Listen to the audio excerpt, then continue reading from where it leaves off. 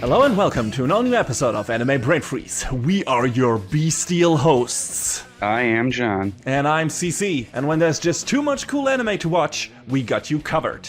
The winter anime season is only about halfway done, but we're already wrapping things up here at Anime Brain Freeze with our season finale. But we don't want to leave you for a while with slim pickings, so we have a packed show for you today. Our last review for fall season 2019 is the highly anticipated manga adaptation Beastars, a gripping tale about the pitfalls of a society made up entirely of carnivores and herbivores. It is much closer to our own than you might think. Naturally, we will also share a few quick thoughts about the shows we did not finish in the Chop and Drop and give out our award for Best Anime of the Season. But let's actually start today's menu with another award show that happened recently that we thought would make good material for an impromptu news segment. So don't go anywhere, we'll be right back.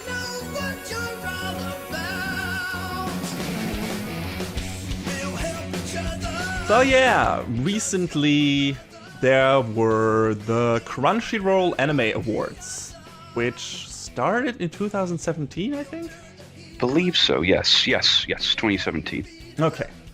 Well, this is an award show, and I think there is like a couple of judges, I don't know how those are selected, and they make a short list for different categories, and then viewers, fans, whatever, get to publicly vote in polls for, well, whoever is supposed to be the winner of that short list in regards to certain categories. And yeah, I think last week those awards were held. Mm-hmm. I thought it would be nice to just go through some of the nominees, some of the winners, and like give you our thoughts on if we think those are deserved, if we would have liked to see something else be the winner, and maybe have this be this nice revisiting of the past year of anime, which we don't really do since we have our own best of the season segment, and that Anime Brain Freeze has always been more of a seasonal thing instead of, oh, what was the best thing this year? So just looking at this via the Crunchyroll Anime Awards, I thought would be a nice thing. So yeah, let's get into it. So let's just start with Best Protagonist. Nominated were Emma from The Promised Neverland, Hyakkimaru from Dororo, Saitama from One Punch Man Season 2, Tanjiro from Demon Slayer, and Toru Honda from Fruits Basket. And the winner, surprisingly enough for me, was Senku from Dr. Stone. Was also nominated, of course. I wouldn't say he's the most interesting protagonist out of those. He's definitely the most fun, probably, aside from Saitama. But just in terms of character development and everything, I probably would have picked anyone else. I mean, you have watched Dr. Stone, so, you know, this is a thing, but Tanjiro would have been more interesting, I guess. And, you know, because he's a different approach to the shonen hero stuff, with his character focus being on compassion and everything. Toru hasn't had such a giant development in Fruits Basket yet, but she's still an interesting character. I don't know, John, what out of the ones of the shows you watched, which one would you have picked? I mean, I didn't watch Dr. Stone or The Promised Neverland. I should probably fix the latter at some point. But man, out of the four others, yeah, I mean, I don't know much of Fruits Basket outside of, you know, this reboot that recently aired last year. So I don't know what other sort of revelations happened to Toru. So yeah, me neither. I mean, Hyakkimaru was an interesting case. I don't know if his character really changes all that much as he starts to get his body parts and his senses back. It changes a bit through being together with Dororo, I guess. Yeah. But you're right. He is kind of, at least to an extent, he's kind of single-minded when it comes to his mission. You know, that changes later on, but it stays that way for a while. I mean, Saitama is Saitama. Yeah. So, I mean, I guess, you know, Tanjiro is a pretty good nominee, too, because, you know, he's really honestly trying to do right by himself, which, you know. Yeah. And I don't know much about Senku other than what you have told us and my really bad, stupid joke. It was a good joke. But it was a bad good joke. So, you know, I don't feel like I had a super hard dog in the race among these nominees, but I guess Tanjiro's all right. I probably would have picked him in It's hard spite to of opinions about Kimetsu no Yaiba. it's hard to make up a good criteria for what the best protagonist is. For me, it goes Yeah. most of that stuff goes in hand with it's that enticing character. Do you like that character? Does he have or she have interesting development, character development in the show? Does he or she progress in an interesting way? I don't know if Senku does, because he kind of also stays the same character throughout all of the first season, in my opinion.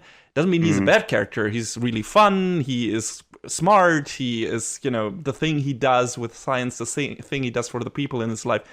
He's also very compassionate. Like I said, he's a great character in itself. It's just like maybe something is missing there when compared to some of the other characters that go to some kind of progression. Namely Emma from Promised Neverland maybe would have been a more interesting character, or Hyakumaru just in terms of his circumstances, maybe. I don't know. It's difficult. This is a difficult category in terms of mostly probably comes down to what character you just like the most. Although they have a second category for that as well. That seems to go more like the shallow route. So I would have guessed to him be in there maybe instead of best protagonist. I don't know. But we get to that one as well. Well, this is super subjective anyway, so. Yeah, that's true. But yeah, on the flip side of this, we have the best antagonist. And among the nominees were Ai Magase from Babylon. Your pick! My pick! Absolutely fucking not. We had Angela from Carol and Tuesday. Interesting. We had... Yeah, it's... Could have been. That would have been a bit more interesting. Rival? Not antagonist. To an extent, but they don't really... Like I said in our review of Carol and Tuesday, those two stories kind of run separately for most of the anime. So yeah, you're right. Antagonist doesn't really fit her. She is set up like that in the very beginning, but that's not her character journey. Not at all. Not even a role in the story for most of its runtime. So it doesn't really work. We also had Askeladd from Vinland Saga. And come on, top runner here. I mean, I don't disagree. He's a great character. I don't know if he's an antagonist, especially by the end of the season. Yeah, that's a tough descriptor to put on him, I think. I would say for most of the runtime of the first season, he kind of is. All right, okay. I mean, you root for him partially, and he's a very interesting character, and you understand his motivation. But just in terms of his setup, I would still say he has an antagonistic role in the story if Thorfinn is our protagonist. True. Because, they are the two characters centered in this. And if Thorfinn is the protagonist and there is a clear-cut antagonist, which I don't really believe Vinland Saga has, but if there is one, that has to be Askeladd. And we have Garou from One Punch Man Season 2, which, alright, he's interesting, but that, I don't know. I mean, I like Garou because he's just trying to be an asshole because that's what he wants to do because of everything that happened to him. I don't know if he's a strong antagonist for it. I mean, some interesting things, right? How he's set up and how he's different from the one-shot antagonists we'd had before in One Punch Man, who were basically like these jokes, kind of, mostly. Which is, super strong characters that would be the main evil guys in other series, and then Saitama comes across and just punches them once and they're done for. But, most of them were just like, hey, I either am the strongest and that's why I'm evil, or I'm just evil for being evil's sake. And Garou is one of the first ones who has actual motivation in a way. And it's interesting because he clashes more with the other heroes than with Saitama, really. And his fight scenes were the best thing about Season 2 in terms of they were. So... Man, that big fight at the end in the forest and the old warehouse. Season 2 doesn't look great, but when Garou is on stage, it does look the best it can be. So on the virtue of that, I'm glad that he was in there. And then lastly, from a show we have talked about yet, Overhaul from My Hero Academia Season 4. Yeah. Interesting antagonist, definitely. And I liked what they did with him in terms of the story.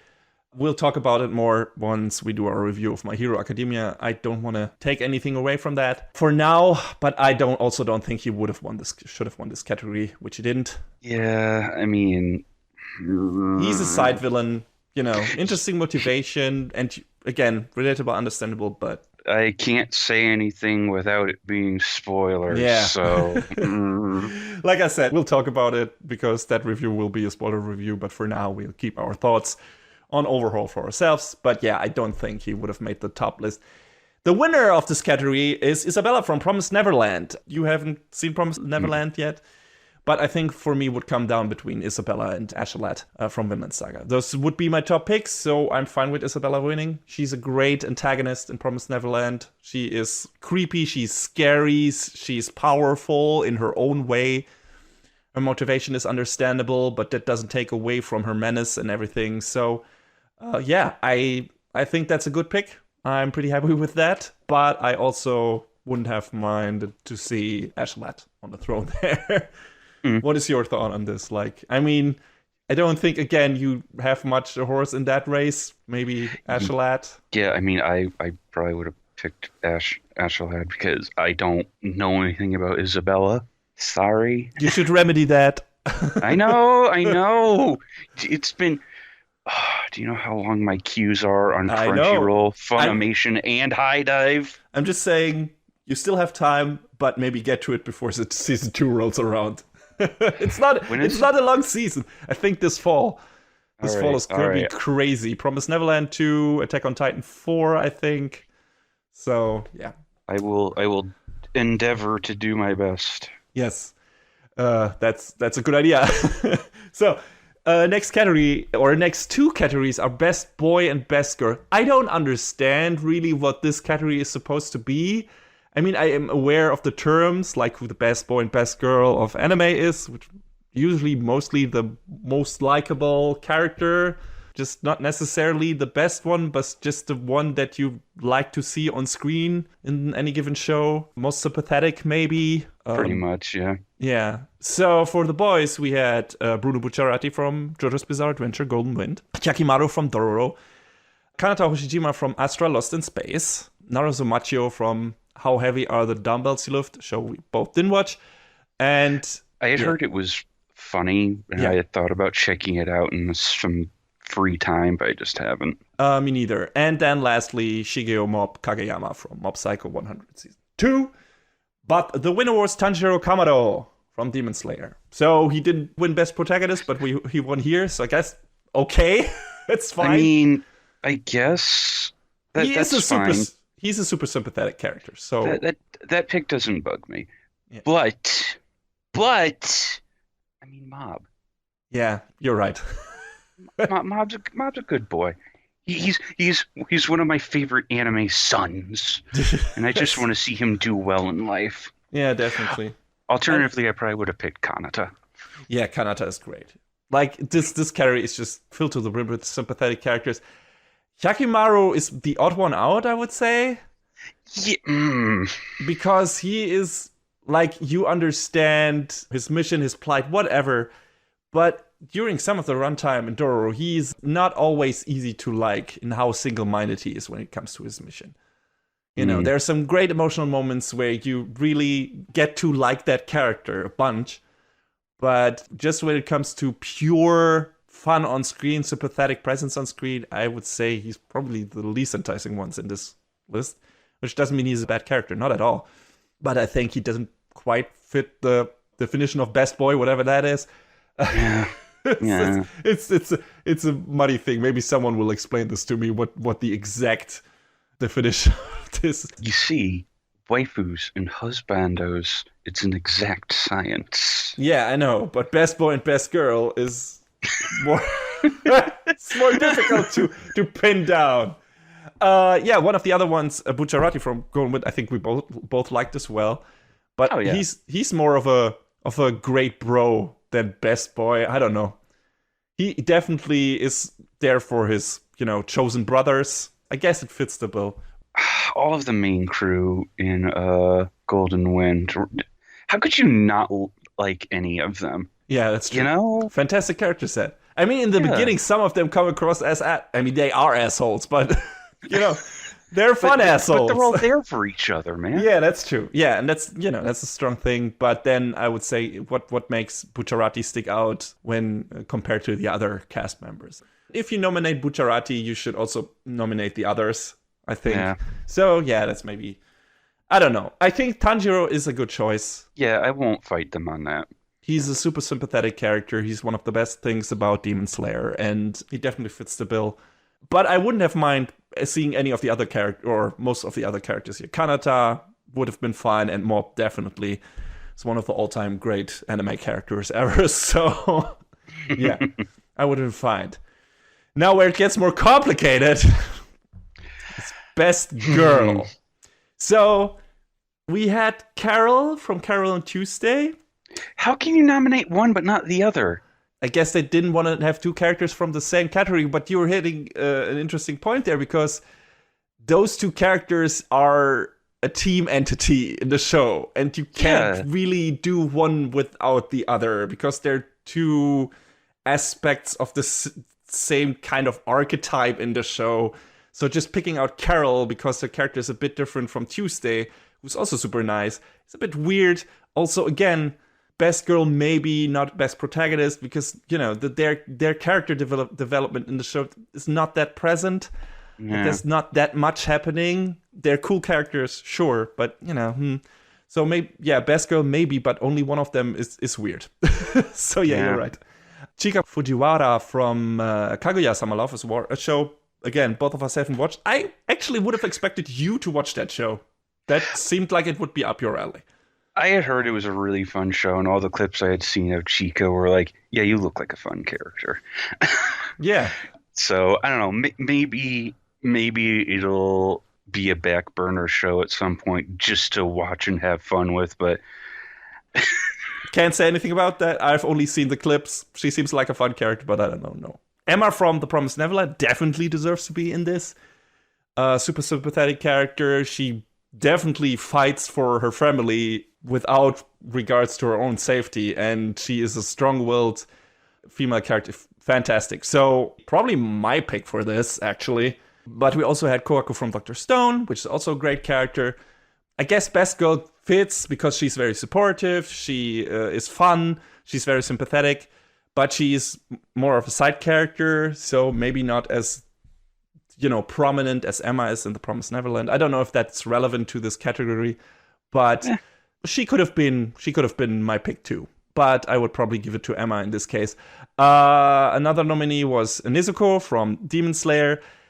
Yeah, I guess, again, not much of a character except for a few scenes.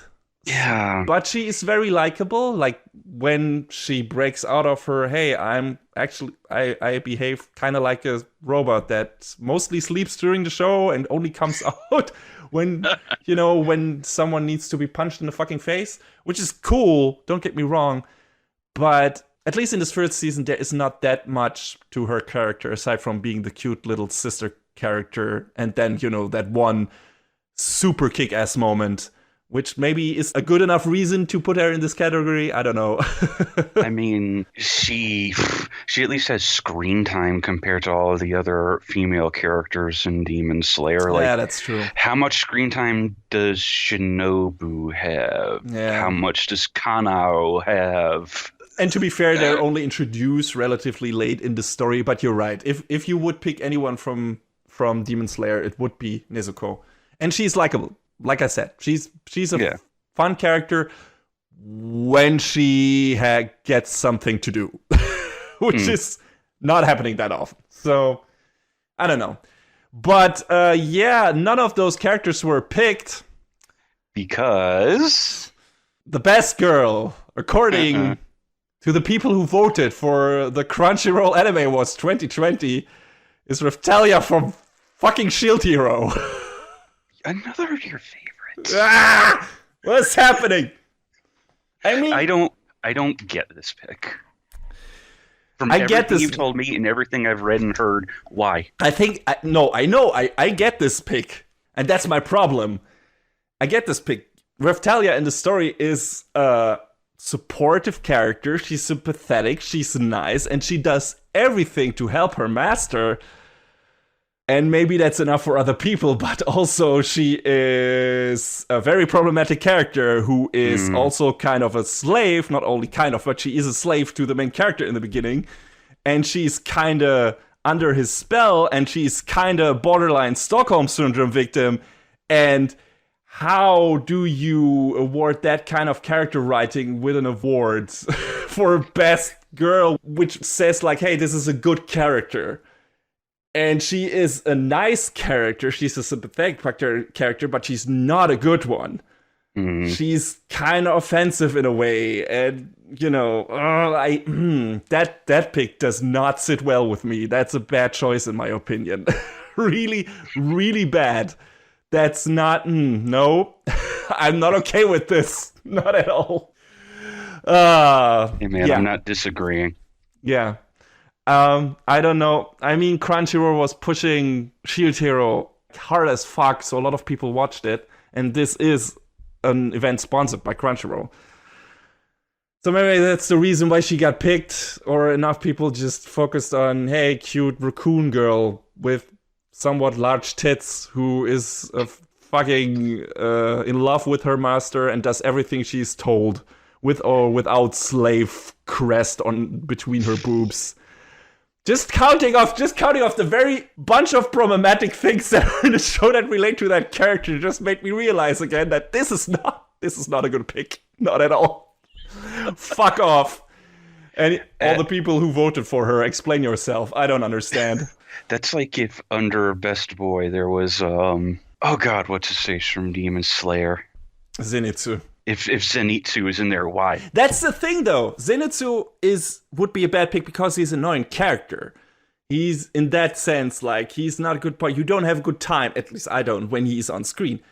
And Raftalia is a nice character. She is sympathetic. She is relatable in a way. You root for her. You want to see her succeed. You want her to find happiness.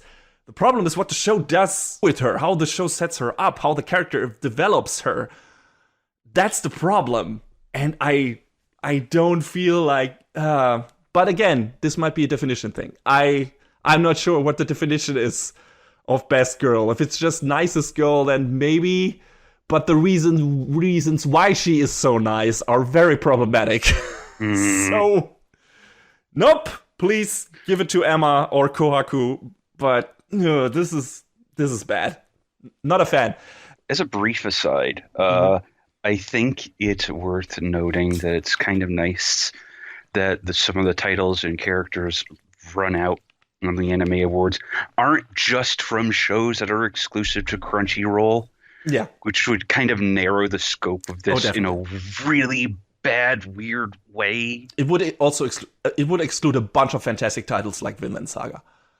Right? That characters from that are in there is super good, but that show is being streamed on Amazon Prime. So, if this was exclusive to Crunchyroll stuff, then that wouldn't be on there. And that would be a shame. So, yeah. Karen, Tuesday too, right? That would be Netflix. So, yeah. You're right. That's good stuff. But also the awards wouldn't work. They would have to call them just the Crunchyroll Awards. Yeah. I don't know. Yeah, I mean, out of these girls, I guess I would probably pick Nezuko. Yeah, I mean, you don't have much choice because you haven't seen any of the other ones, kind of, except for Carol. I guess, the runners-up would be Carol because, she's fine. We talked about our problems with that. But that's fine, whatever. She's still an all-right character.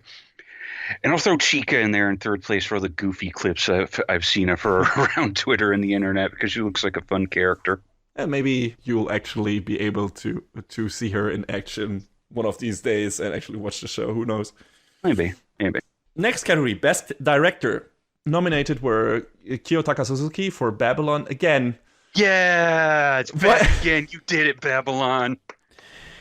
But why is Babylon in so many? Why is Babylon in any category for this? I mean, okay, to be fair, you know how much I harped on the show, but I also said that the direction, at least in the first couple of episodes, when it comes to building up tension, especially in the interrogation scene in the second episode, is fucking impeccable. Like, that is an amazingly well-directed scene. So if you nominate that thing for anything, you would nominate it for direction, in my opinion. Okay. All right. On the other hand, don't nominate Babylon for anything. So you wasted a good space that you could have put any other show in. So, what the fuck? Okay, the next set of directors are Shinichiro Watanabe and Motonobu Hori for Carol and Tuesday. Definitely valid choice to be in here. Oh yeah, definitely. I agree. Yeah. I mean, Shinichiro Watanabe always, like, he's one of the big 10th pole directors that you could name when it comes to anime productions. You can always tell he has like a clear vision in mind, and you can see it come through in the shows he works on. Yes, also how well he integrates his love for music into the show in many into his shows in many different ways. It's good stuff. Next one is Yuruzu Tachikawa for Mob Psycho 100 Season 2. Also no argument there. Great nominee choice as for a nominee. We both unconditionally love Mob Psycho 102 in every way. Not only because of its story, but also, the direction, the look, everything. It's fantastic pull-off show. It's a great adaptation. And if you consider how the source material looks, turning it into something like this for an anime probably also can be attributed to the director as well. So, good stuff. Kuniko Ikuhara for Sarazanmai. Good pick just in terms of track record, just because he has done enough interesting show to merit that nomination, I guess, just in terms of, Lifetime Achievement Award or something like that. Although I've heard that Sarazanmai is not his strongest work. That's what I've heard as well. Yeah, so, I don't know. It was a good show. Like I said, I liked it. Maybe some of his other shows are better, so, but I guess he deserves to be in there. I'm most familiar with him for, the original Sailor Moon, which, I never watched the original, like, beginning to end, but I feel like I watched enough of it to get an idea of what it was, what his style was like. And now, Revolutionary Girl Utena is finally on a streaming platform on Funimation. Huh. So I feel like I should watch that, fucking finally. So, So should I. That's another one of his works that's apparently worth watching. Yeah, and I think I'm going to check that out as well. So next one is Shuhei Yabuta for Vinland Saga, and yes. Yeah. Yes. Yeah. All of the yes. Mm-hmm. Yep. Yes, definitely. Mm-hmm. I think, that would have probably been my pick for all the reasons we named in our review, because the direction in Vinland Saga is fantastic. But the winner for this category is Tetsuro Araki for Attack on Titan Season 3. Don't know if he got this award before, probably. Maybe for Season 2 in one of the previous years. I don't know when Season 2 was. Maybe that was 2017. Didn't look up the previous awards. Best Director was a category that was only introduced last year and was awarded to one Masaki Yuasa. Yes, Whatever Man Crybaby, probably. And okay, that's a very valid choice. Then this is Tetsuro Araki's first award. And again, very much deserved. So Attack on Titan Season 3 was great. Was riveting from beginning to end, even though those two halves of the show were very different and demanded a very different approach. Both handled incredibly well, and I feel like Araki has a very clear vision for this show as this fantastic action fest. Makes the show like focus on the things that are most, most captivating from that story. So I think this is a good pick. I might have picked Yabuta instead. I don't know. Yeah, it's like flip a coin. Ask me on a different day, and maybe my answer will be different. But those are probably the two best choices in this category. I mean, Tachikawa for Mob Psycho 100 Season 2 as well. It's tough. It's tough. But we also already had Attack on Titan in previous years, and Mob Psycho in previous years, which isn't supposed to detract from the achievements those two shows made in those respective seasons. But yeah, I don't know. Vinland Saga made such a strong debut, and it's tough. It's tough. Attack on Titan Season 3 is the strongest season of Attack on Titan, probably. And Mob Psycho 102 is arguably stronger than its first season, at least in some ways. But those may be more in the character development, but also the visuals, and it's tough. It's really tough. Like, it could have been either of those three, honestly. Like, good stuff. I mean, we like Carol and Tuesday too, but again, just in terms of the look of the show, the feel of the show, the scene composition, pretty much everything. Like the way the shows were steered into a specific direction, all the different jobs a director might or might not have. Yeah, those three shows. And, make a good adaptation of source material. I think the only original thing would be Carol and Tuesday here. Because everything else, well, Sarazanmai too, but, that wouldn't have been in the running for me. But everything else are adaptations. So, yeah, I mean, that's also a thing. Like, you have to make stuff work that maybe wouldn't work if you just adapted it directly from the source material and didn't change it a bit. So that's also important. And yeah, I think those three are the top when it comes to, having the best direction. It's tough to choose. Could be anyone. But I'm happy with it being Attack on Titan season 3. I'm totally okay with that. Mm-hmm. We are spending already a lot of time on this, so let's try to quicken up the pace. Best animation. Oh boy. I mean, what can you say? We have Attack on Titan season 3. We have Demon Slayer. We have Fate Grand Order. We have Sarazanmai. We have Vinland Saga. The winner was Mob Psycho 102. No argument there, but probably pretty much every other one could have taken that category too, but I think it went to the right one because Mob Psycho 100 season 2 is the most creative thing in terms of animation. I haven't watched Sarazanmai, but man, all of the other shows are like animation like powerhouses. Yeah, I think Mob Psycho 102 is the most, let's say, willing to step out of what you expect from standard animation, because a lot of the stuff that is in that show is pretty out there and experimental and abstract, and the other shows just look awesome, which is a good thing, right? But it's just the other shows are more animation quality than different facets of animation. It's true.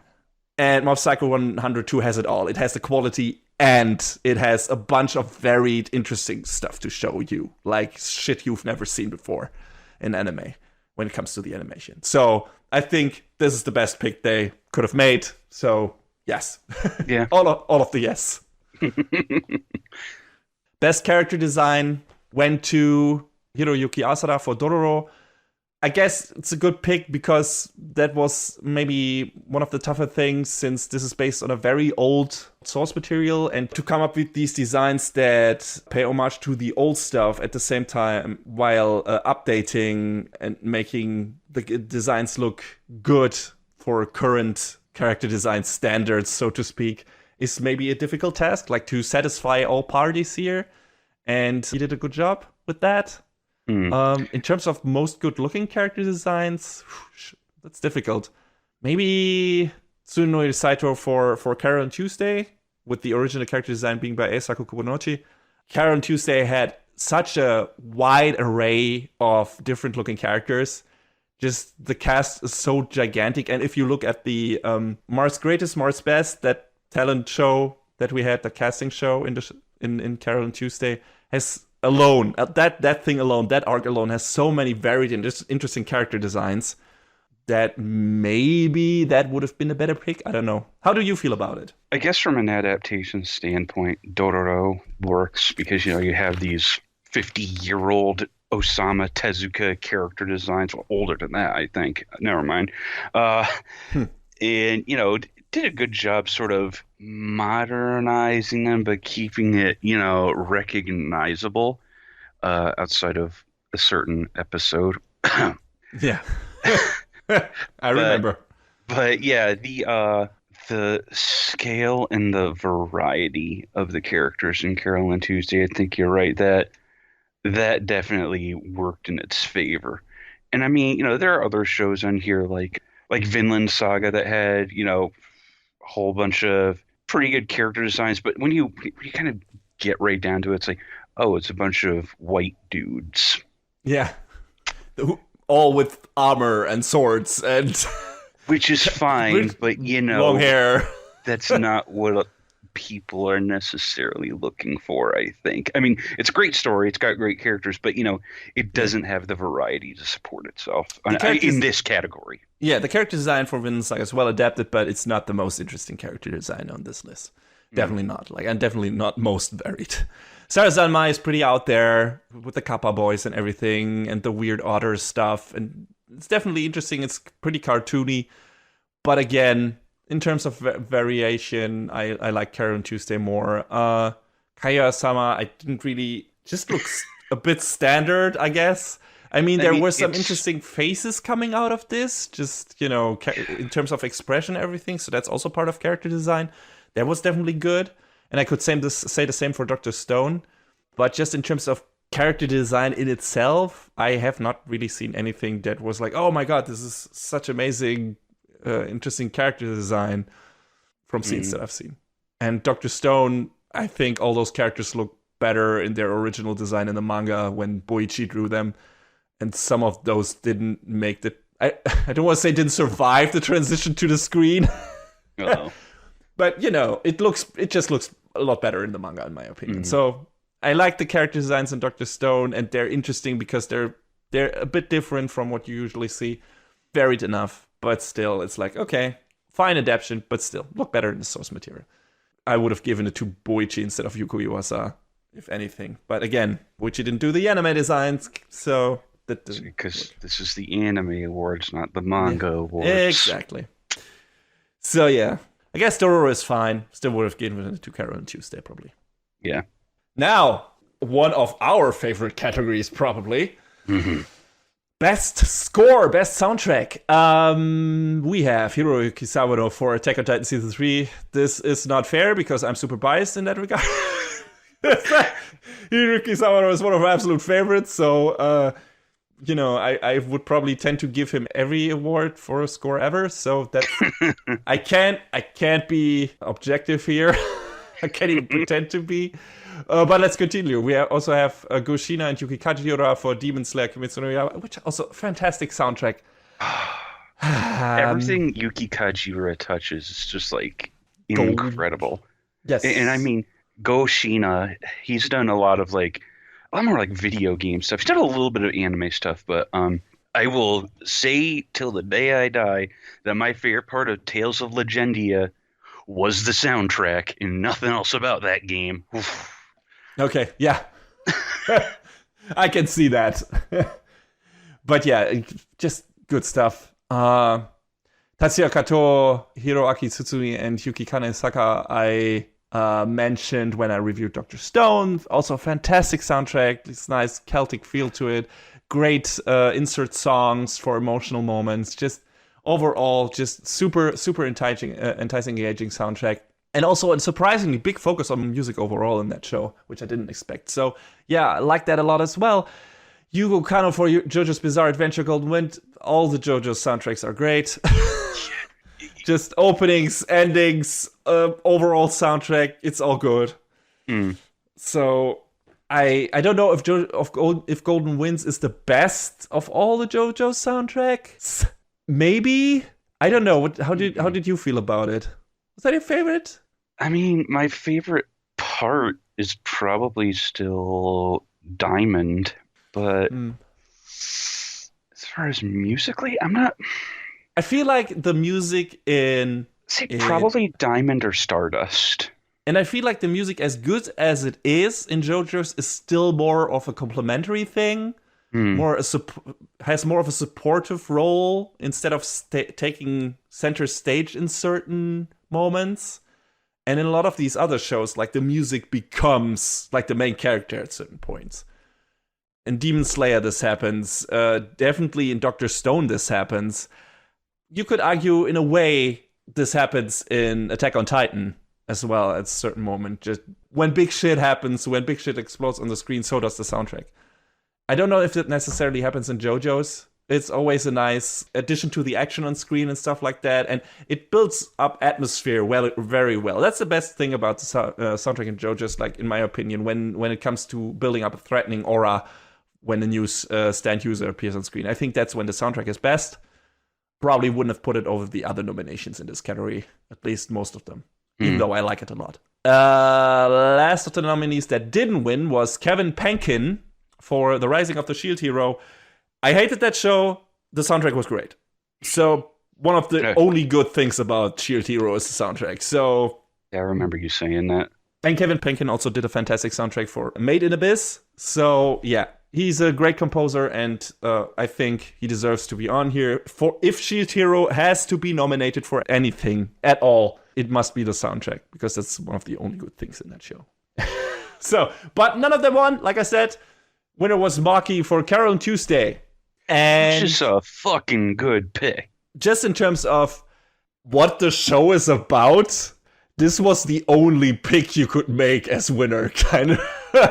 Yeah. Because Carol and Tuesday is all about music. So the score is so fucking varied and interesting and, you know, pulling from all kinds of genres. I mean, Karen and Tuesday themselves usually make, you know, this standard acoustic songwriter stuff, mostly, you know, going in a pop direction. But like I said, in that casting show, in that contest thing, you have so many wildly different styles. And, you know, music is, that show is such a love letter to music, like a bunch of other shows by Watanabe are. And of course, it had to be Karen Tuesday. I like a lot of the other soundtracks a bunch, but if you didn't pick Karen Tuesday for best soundtrack of the Anime Awards for 2020, what the fuck are you doing? To quote one Reggie Fils-Aimé, what's wrong with you? Yeah, exactly. Like, that couldn't have gone any other way. Otherwise, it would have been a travesty. So, yeah, the only possible pick, and I'm glad that did. So, good stuff. Best fight scene is kind of a spoiler, at least when it comes to the winner. So, I mean, a lot of these are spoilers. Yeah, kind of. I don't know if I want to talk about it, John. Because it's like the title of the scene gives away some of the best scenes in those respective shows. And okay, we can name the shows that we spoiled anyway, I guess. I mean, one of them aired not more than a few weeks ago. How is this 2019? What? Well, it's 2020. It's like it includes everything up to whenever those awards are. I guess. It's like the Oscars. You know, they include movies that run in January as well, I guess. So. Not a good choice. Yes, it's not. It's not as clear cut as it is for, you know, starting with 2019, ending with 2019. So okay, so we got Emperor Crimson versus Metallic in there. That is interesting. Don't know if that is the fight I would have picked from JoJo's Golden Wind. Yeah, me neither. I feel like there were stronger fights in there, actually. I mean, it was a good scene in terms of like twists and turns and whatever. You know, those things that are in every JoJo show, basically, that belong to JoJo in terms of how the fight scenes are structured. But I still feel like there are a bit stronger scenes, just in terms of how creative the uses of the different stand users are and the powers are. Yeah. And how weird and crazy that is. Just like the tag team fight of Grateful Dead and, what was it, Big Fisher? And, you know, those two and you know, the other two characters that fight together. Basically, all the tag team fights were more interesting. Were more interesting to me in that, just how well each of the powers complemented each other and how they made use of that. Because I'm a big fan of tag team fights. I think that's, you know, when two characters work together and complement each other's weaknesses and strengths, I think that's always fun. And if they come up with creative ways to like combine their powers the best. And, I mean, if there was a category for best beatdown, I know what scene I'd pick. Yes, definitely. That's not it, though. Yeah, but no, I think there were better fights in JoJo's Bizarre Adventure Golden Wind. Still a good fight, though, so sure. I don't know if we gave that away in our review, but it was a spoiler review, so I'm naming it Levi versus the Beast Titan. It's not really a fight scene. Again, that's more of a beatdown. Yeah. Yeah. That also would have belonged in that beatdown character, because Beast Titan gets fucking thrashed by Levi. Like, holy fucking shit! It's a super satisfying scene. It's amazing to see and watch, but it's not really a fight scene per se. It's just a fucking execution. Almost. I mean, that asshole gets away, but still, holy shit. I guess there is a fight in terms of there is someone fighting another person, but that other person is just not being able to fight back. So maybe fight scene is for me is more of a back and forth and an actual development, and that doesn't really happen in that fight. I liked it. I loved it actually, but I don't know if it would be a strong contender for the winner here, just in terms of what I deem a good fight scene to be. That would be it for me, kind of. Yeah. The next one, however, would be Mob vs. Toichiro, which is the big finale of Mob Psycho 100 Season 2. And that is not always, and that scene is not only great in terms of what is actually happening on screen, because that is madness, but it also really works on an emotional level. And those are the best fight scenes, right? Yeah, definitely. Because it's like, hey, not only are these two characters or more characters beating each other's faces in, there's also some things happening here in terms of story development, in terms of character development, in terms of emotions. And that definitely is happening between Mob and Toichiro, who are these kind of like polar opposite when it comes to attitude, when it comes to how they treat their powers and everything. And yeah, it's like this kind of destined clash between two opposed ideologies in a way. And yeah, that would have been up there, definitely. I think it's a fantastic fight. The next fight is from Vinland Saga. I'm not going to give the name away just for terms of spoilers, because we've only did the first season review for that and didn't really want to give anything away there. Again, probably wouldn't have picked that one. I mean, the problem is... what does that entail, right? Yes. This one is hazy. I don't like it as, because you'd have to say other specific things about it that are spoilers. Yeah, exactly. It's difficult. And I wouldn't say that isn't... It's an interesting confrontation. Just by the virtue of who these characters are, is not the most interesting confrontation or interesting fight scene in this show. Maybe the best looking one in a way, but on an emotional level, not the most interesting one. I would give that to another one in the show. That is much shorter, actually, and pretty one-sided, but just on an emotional level, so much better. And there's so much more going on, and it's so much more important. So, yeah. I love the fights in Vinland Saga. Probably not this one. I like it, not for this category. The last one I haven't seen yet, because I haven't watched really much anything of Fate Grand Order yet. I'm keeping that for, later. I don't know, have you seen it? Yes. It's a cool fight, this particular one. It's... Oh boy, it's spoilers to talk about, though. Unless you played the mobile game, then you've seen it.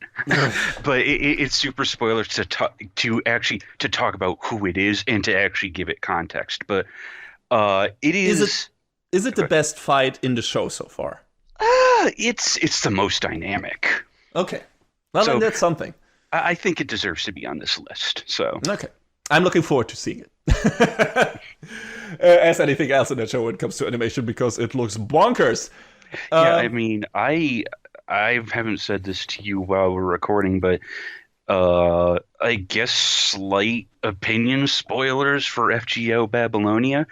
Cloverworks has been really super consistent with the production of the series, and it's looked really fucking good, like every week. So that I was a little worried seeing that they worked on it, but you said they did a good job with The Promised Neverland, which gave me a little more hope. And then I started watching Babylonian, and I was like, oh, okay, they're just straight fucking killing it with this show. So it's good. It's great. This particular fight scene that was nominated was really solid.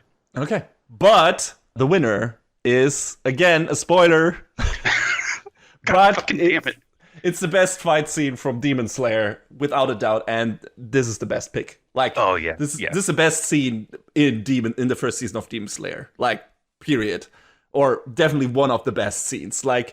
In terms of what happens in that scene, not only the stellar fight animation, the choreography, also on an emotional level, what happens there, how it interjects with the character development, what the background of the characters, of Tanjiro, of Nezuko, everyone, the character they fight, everything that happens in that scene is fucking perfect, in my opinion. So this is definitely the best pick you could have made. That also garnered Demon Slayer that Funimation award for best animation. So I can understand it for people who have seen it to be fucking stunned by it, because this is one of my top 100 anime moments of all time now.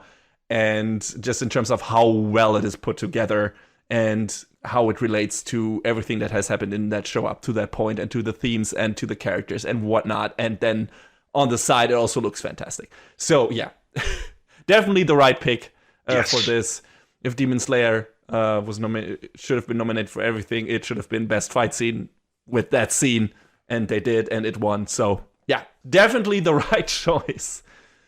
Now the next three ones here, next four ones, I don't really have any wars in the race for that matter. Like best couple, I don't know, do you have any strong people? I mean, maybe Mafuyu Sato and Ritsuka Uenoyama from Given would have been your pick.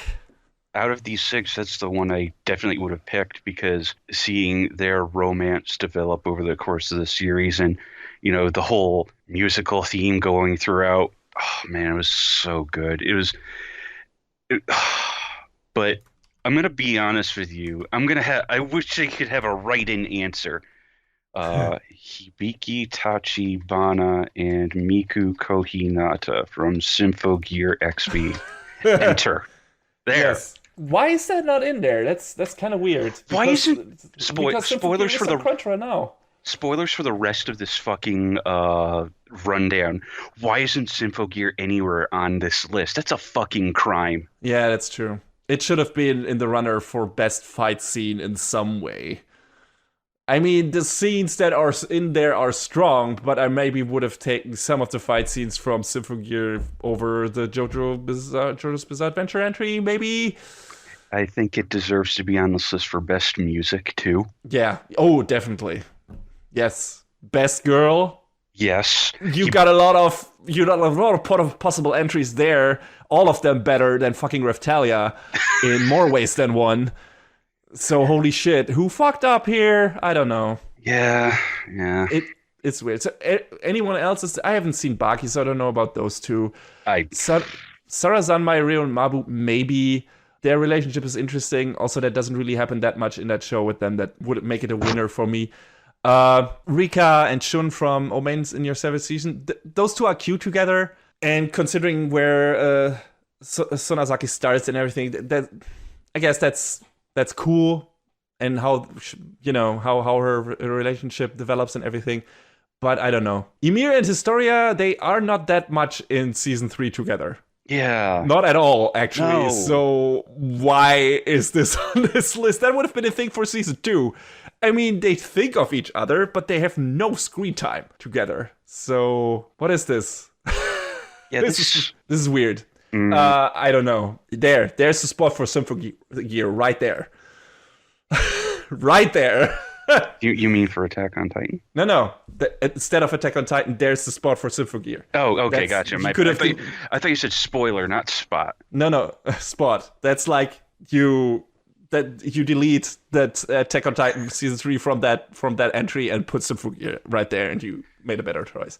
So yeah, super weird. And the winner is the two main characters from Kaguya-sama. I guess it fits because that's all the show is about their relationship and how they try to upend each other and, make the other one admit their love first. So, okay, I guess. I haven't watched the show. But again, not really a horse in this race, to be honest. Best VA performances. I think the strongest one here for me is probably Yuko Kaida as Isabella from The Promised Neverland, because she gives like this chilling performance of a character who starts off as like maybe, sympathetic and then quickly gets turned into this, uncompromising, menacing character. And she performs both sides of that character super well and brings those to life super well. So yeah, probably my choice for this. Again, Yukino Satsuki for as Ayamagase from Avalon. Again, interrogation scene. Okay, I'll give you that. Rest of the show, she's having a lot of fun with this character, but that character sucks. That show is ass. Again, if you want to award anyone or anything from this show for whatever reason, sure, give it to her. But again, there's so many better characters in here. And speaking of better characters, nominating Shinobu from Demon Slayer. What?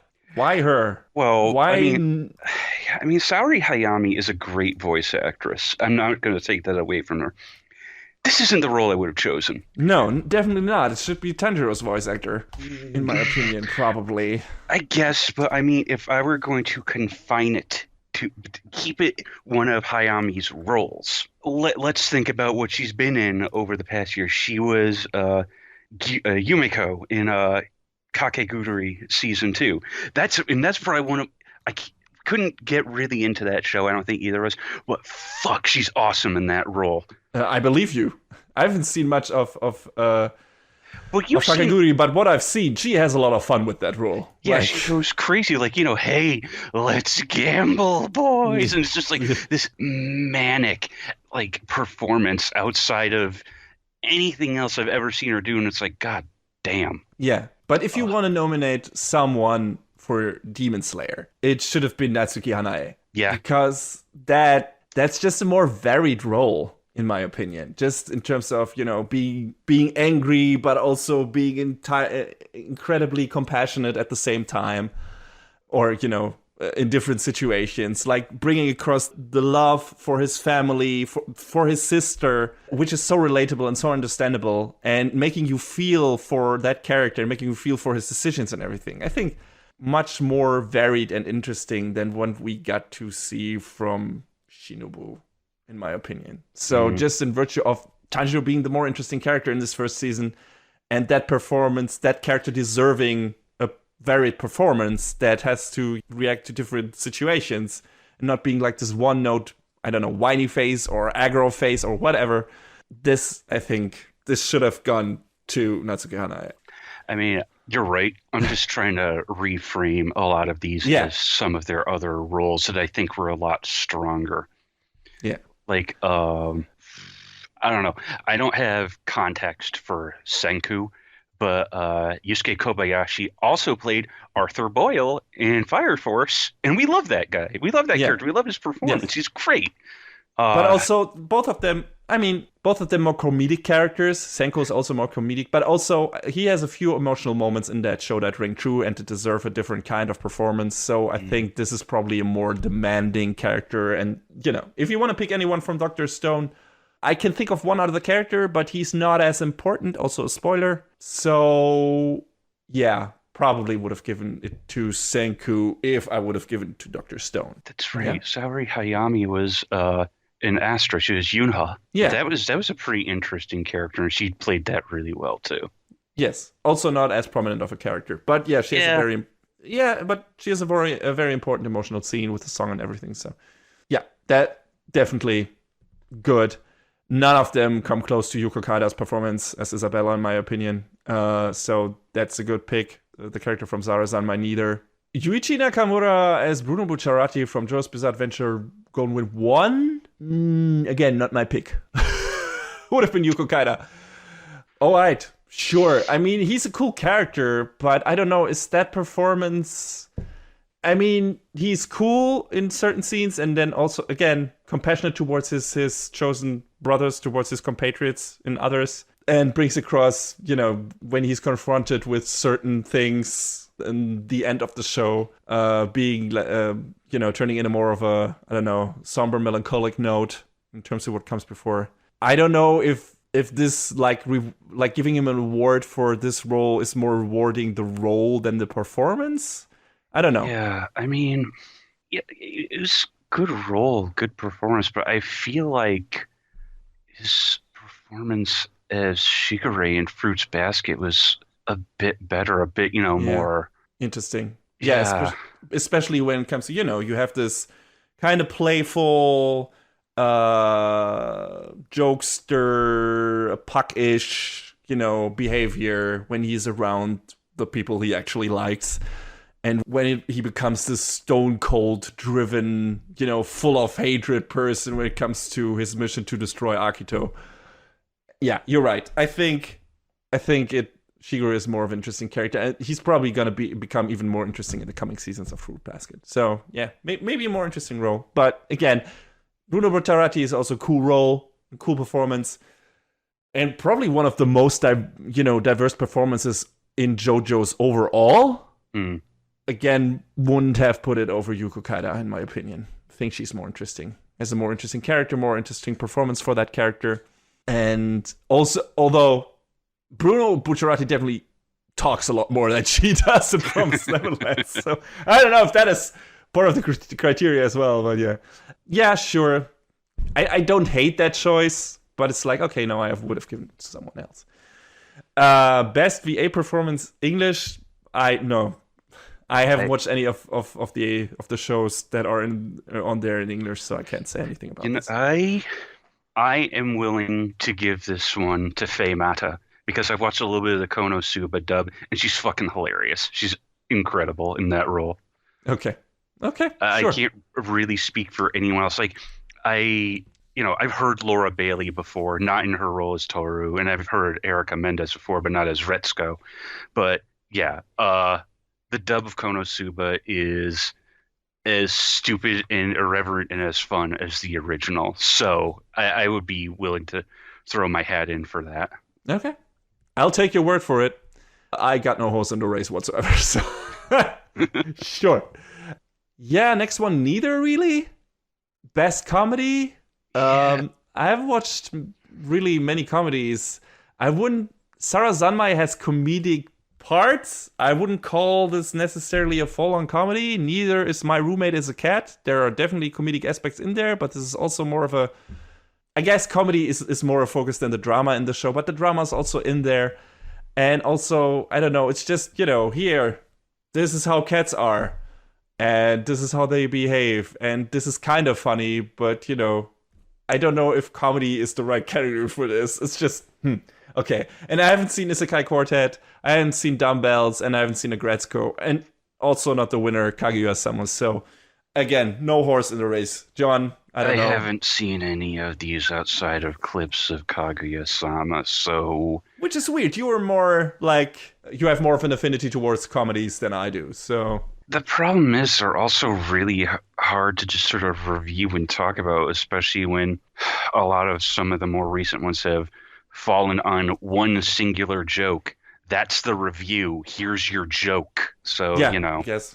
Sometimes I'll watch something on my own time just to watch it, but to, sit down and critique a comedy that only has one joke, it's not worth my time. It's not worth the listener's time. It's not worth your time. Yeah, okay. I can see that.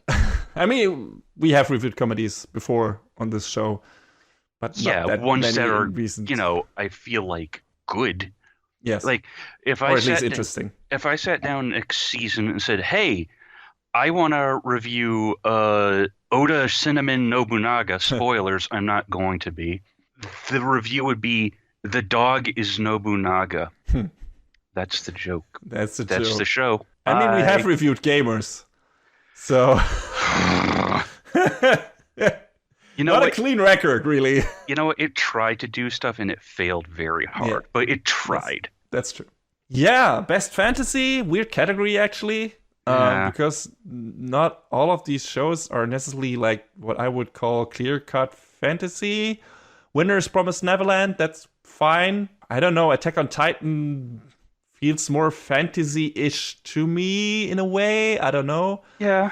Just in terms of how Promised Neverland is set up. I mean, there is a fantastical aspect to it, but that's not the focus of the show, really.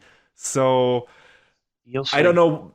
Yeah. It feels like it would belong in the next category, which it does and is, but... Yeah. So I don't know if I would have picked that. Maybe Attack on Titan. Definitely Demon Slayer. That works. That was probably my pick. Astro Lost in Space was a great show. That's science fiction. It doesn't get more science fiction than Astro Lost in Space. That is not fantasy. Come on, guys. Not at all. Holy shit. What the fuck? I mean, maybe there is not as much science fiction out there, so they couldn't make a category for that and wanted to name, to bring up Astro Lost in Space anywhere. So I guess. I mean, sure, there's sci-fi out there. You have also The Price of Smiles. Yeah. So I don't know. All right. Could have put a mob in there, maybe. That's also kind of fantasy, but also no, that's also kind of science fiction. Yeah. If you want to go by power set, I guess that's more of a science fiction thing. Espers are, I guess, kinda, maybe. That's like a blurry line. But yeah, Astralis in Space doesn't belong in here. Sarah Zanmai, yeah, maybe, yeah, pretty much. But I don't know. That's also the fantasy in that is more of an tool to make the themes more abstract that are in this show, to make them more interesting, look more interesting. But the focus is not really on, aside from, hey, this is what Kappa do, this is what they are known for in the fantasy lore, whatever, and we incorporate that to make it work in conjunction with our themes. So, all right, but again, not the focus of the show, in my opinion. It's just in there to make this more interesting, to make some of the themes more interesting and convey them in a more interesting way. So I don't know. It's just Ascendance of a Bookworm is probably one of the more fitting choices, but neither of us has watched this show, so we can't say anything about it. I've heard good things, but it just didn't really interest me. I kind of want to check it out because I've heard good things, but I don't know if I'll get to it. So we'll see. But yeah, I think for this it would have been Demon Slayer for me. I like Promise Neverland more as a show, but I think just in terms of what fantasy is for me, I think Demon Slayer fits that bill better than Promise Neverland does. Yeah, I think if we're going purely off of the definition of the word fantasy, Demon Slayer should be it. Yeah, kind of, pretty much. Best drama. We had... Don't you think a lot of the ones from the last category could be here? Yeah.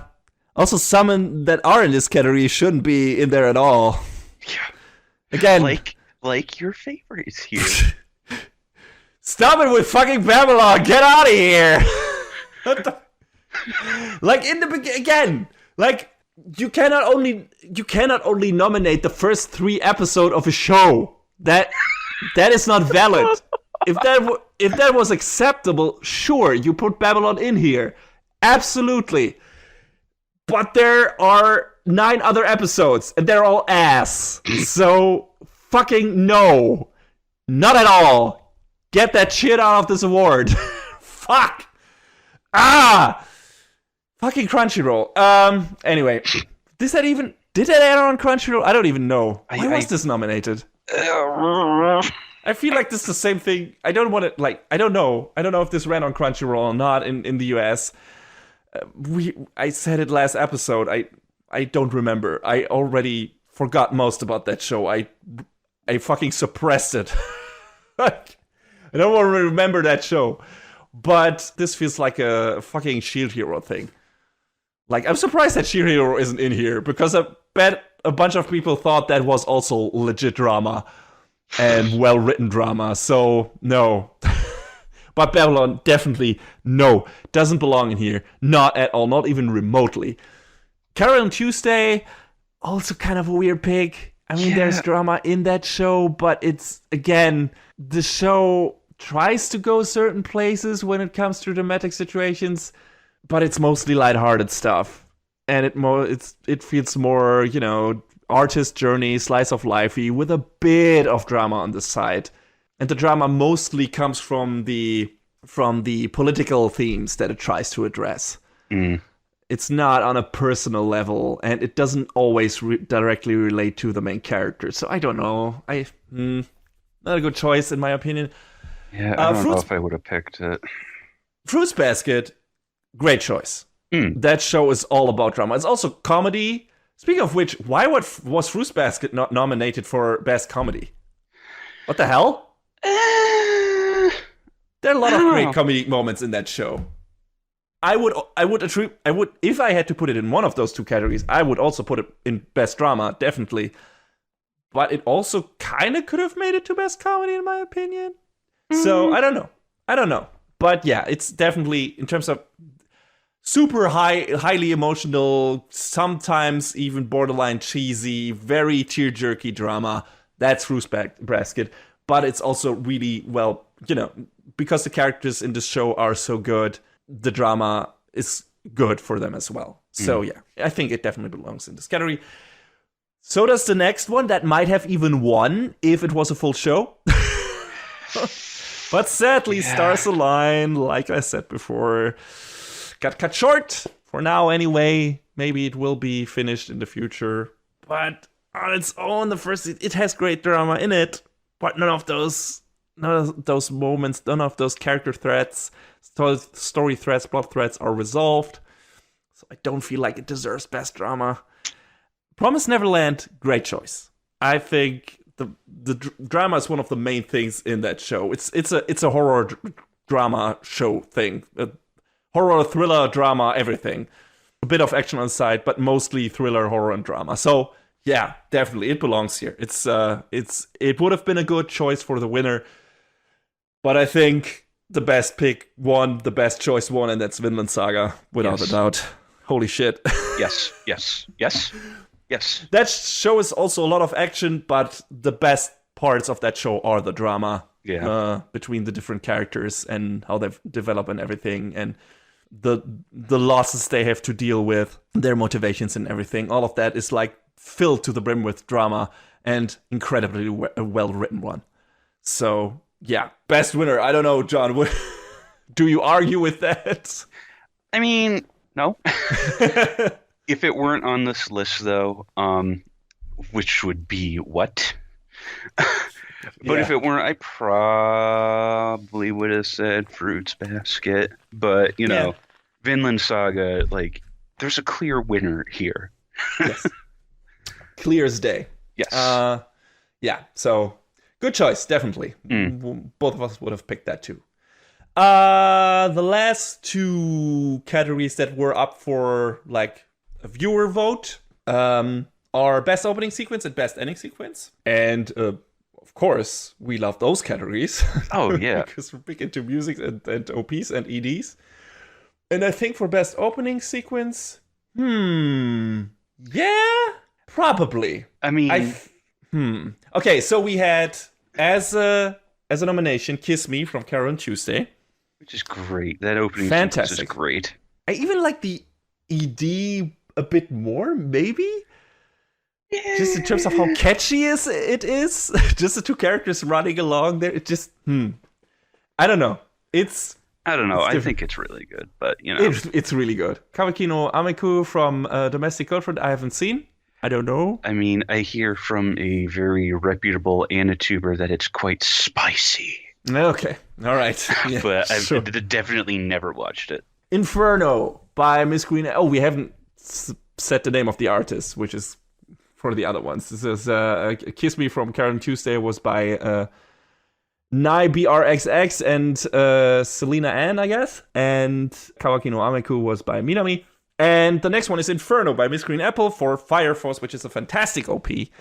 Especially in terms of animation. Just in terms of personal preference, I like Mayday more, but I'm a heavy metal guy, so of course I like stuff from Coltrane more than stuff from Miss Green Apple. So yeah, but Inferno is a fantastic OP. It's so well animated. Like the final moment where Shinra fucking kicks that I don't know nail gun thing into the Infernal's face is incredible. Like. It's a really, really riveting OP all around. So, yeah, definitely deserves to be in here. Touch Off by Overworld for The Promised Neverland, one of the most catchiest anime OPs, one of the big bangers from last year. And that might have been actually my pick for best one, just because of how much I like the song. I feel like maybe you linked this to me at one point, and I don't remember the song or the sequence, so I don't know. Maybe it leaves more of an impression when you actually watch the show, but I think what it's showing, what is happening on screen, and just the song itself, I think it's one of Overworld's best song. And I don't like all of their stuff, but this is definitely one of my faves of theirs. I mean, like, I didn't watch Full Metal Panic Invisible Victory, but you linked me that OP, and I was like, it's a really good song. It's really well edited. That stuck with me. Yeah. This I don't remember having looked up or seen, so... maybe once you actually get to watch Promised Neverland, it will just fucking dig a hole inside your mind just as it did for me. And just stay there for a long time. So, yeah, I don't know. But yeah, I really liked it. Might have been my pick. Another one that might have been my pick, this time not necessarily personal preference, but how much I like how it relates to what's happening in the show, is Mukanjo by Survive Set the Prophet for Vinland Saga. I've only recently just dug into Survive Set the Prophet's discography after actually looking that up and looking up who actually is the front singer for Survive Set the Prophet, because that was Yosh, who also did a bunch of stuff with Hiroyuki Sawano, and I wasn't aware he was the lead singer for Survive Set the Prophet, so I checked out their stuff, and I really like it. Mukanjo is not my favorite song of theirs, but it's good, and I think it fits very well into what's happening in Vinland Saga in regards to Thorfinn's character arc. So I think, I mentioned it in the review, I think that song is a really good pick when it comes to what that character steer is, his raw emotion, all the hatred and anger and angst bottled up inside of him.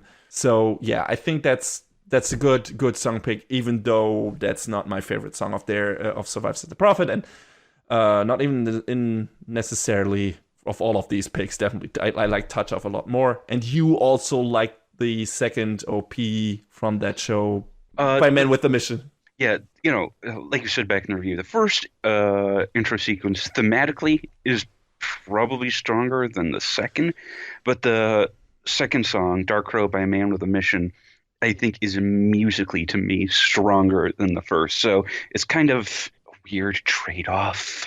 Animation-wise, also, I think the first OP of Vinland Saga is a bit more interesting than the second one. Yeah, I think the second had some recycled scenes in there. Yeah. So, yeah.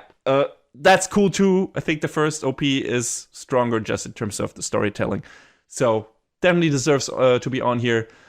The winner is 99.9 by Mob Choir feat. Sajo no Hana for Mob Psycho 100 Season 2.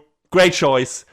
I think I like this OP even more than the first Mob Psycho 101. Maybe? I'm not sure. I love them both to death. I like it a lot more. Like, I like the 99 a lot, but as soon as they hit you with 99.9 in that first episode of Season 2, I was like, yeah, this is the best opening of the year. And that was in January. Like, and animation-wise, it's super, like, holy shit. What's almost the first one? I think 99's build-up is a bit better, just how it revs up, counting up, and then the music kicks in. I think that's a bit cooler, but the rest of the song, 99.9, is better than the first one. But in terms of what's happening on screen, like, both OPs are equally cool. I mean, there's more actual fighting in 99.9, so more actual action than just crazy shit happening on screen, and you don't know what any of this means. I guess it comes down to personal preference. Do you want to see crazy psychedelic shit, or do you want to see some cool action choreography added to that as well? And, depending on what your preference might be, you might pick one or the other. But they're both fantastic OPs, and definitely a good pick for winner in this category. So yeah, good stuff. Yay. Could be more happy with this. Best ending sequence, of course, always more low-key than the OPs, but also can be a nice, bookend to what was happening in the show. There's a couple exceptions on this list, I think. Yeah. I think from the ones I've seen... shit. I don't remember right now. Maybe it's been too long. The ED for Dororo. I don't know if that left a great impression. Maybe my memory is just fuzzy. Hold Me Now from Karen Tuesday is great. Veil from Fire Force is great. It sounds like a fucking bop. Torches by Eimer. Is that her name? Is that how she's pronounced? Yes. For Vinland Saga is probably my favorite, I think. Yeah, it's so haunting in certain scenes, considering what comes before it. Some of the most, riveting things or disturbing things that you see in that show, and then that ED hits. So, yeah, probably just in terms of how it contrasts what else happens in that show and how it wraps up one episode. It's probably my favorite. But what's yours? I mean, I really like Veil a lot. Mm-hmm. Uh, It's nice. yeah, it's a good, sort of oddly upbeat for an ending sequence song, but it still is. It's really good. I really like it a lot. I'm not gonna lie to you though when I say that I feel like the Kaguya-sama ending sequence at least bears mentioning, because even though that Well, dance it is, won. yeah, I mean, yes, even though that dance is super rotoscoped, it looks good and it's a really fun sequence to watch. So, it's neat. And it caught the eyes of all the memes. Yeah, yes, Yeah. yes.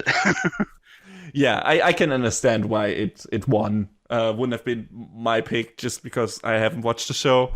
But it looks like it's an entertaining one. But my personal pick is Torches because it's such a hauntingly great song. Mm-hmm. With all the violence that happens in Vinland Saga, and then, it's after certain emotional key moments that ED hits, and I'm just, holy shit. Woof, okay. I am out of emotions. I need to I need to find my composure. So, yeah, this just really good stuff. So, yeah, a bunch of great EDs. I guess the right one won just in terms of how much impact it left, because it was just fucking retweeted to death. Yeah, we're almost done. Can you believe it?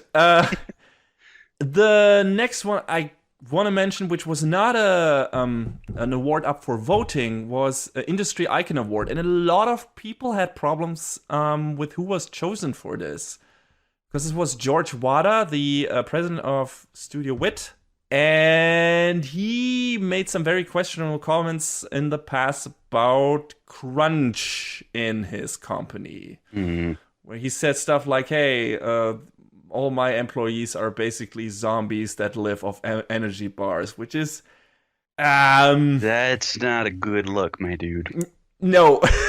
It's like, even if you meant it as a joke and include yourself in that, that's not a good thing.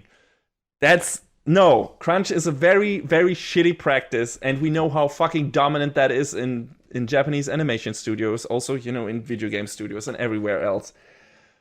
But making light of that and making for haha, we're having a good time anyway. It's like, okay, that's nice for you, but I don't know if all your employees feel the same way. So fucking don't. Maybe don't. And then awarding a person who makes comments like that with a fucking Industry Icon Award. I mean, that studio has done a bunch of great shows. Attack on Titan, Vinland Saga. We just talked about it. Fantastic. Don't reward someone who makes comments like that. Like, reward the whole studio for their achievement, but maybe that award is supposed to be, but then maybe give it that studio best series for a series that did, and not a person who makes light of that kind of practice and deems it something that shouldn't be like fucking expelled from existence. Crunch shouldn't exist. Some people say it's necessary to deliver the best products, but I disagree with that. Yeah, when you get overworked, then the quality of your product usually decreases exponentially. Exactly. So maybe don't do that.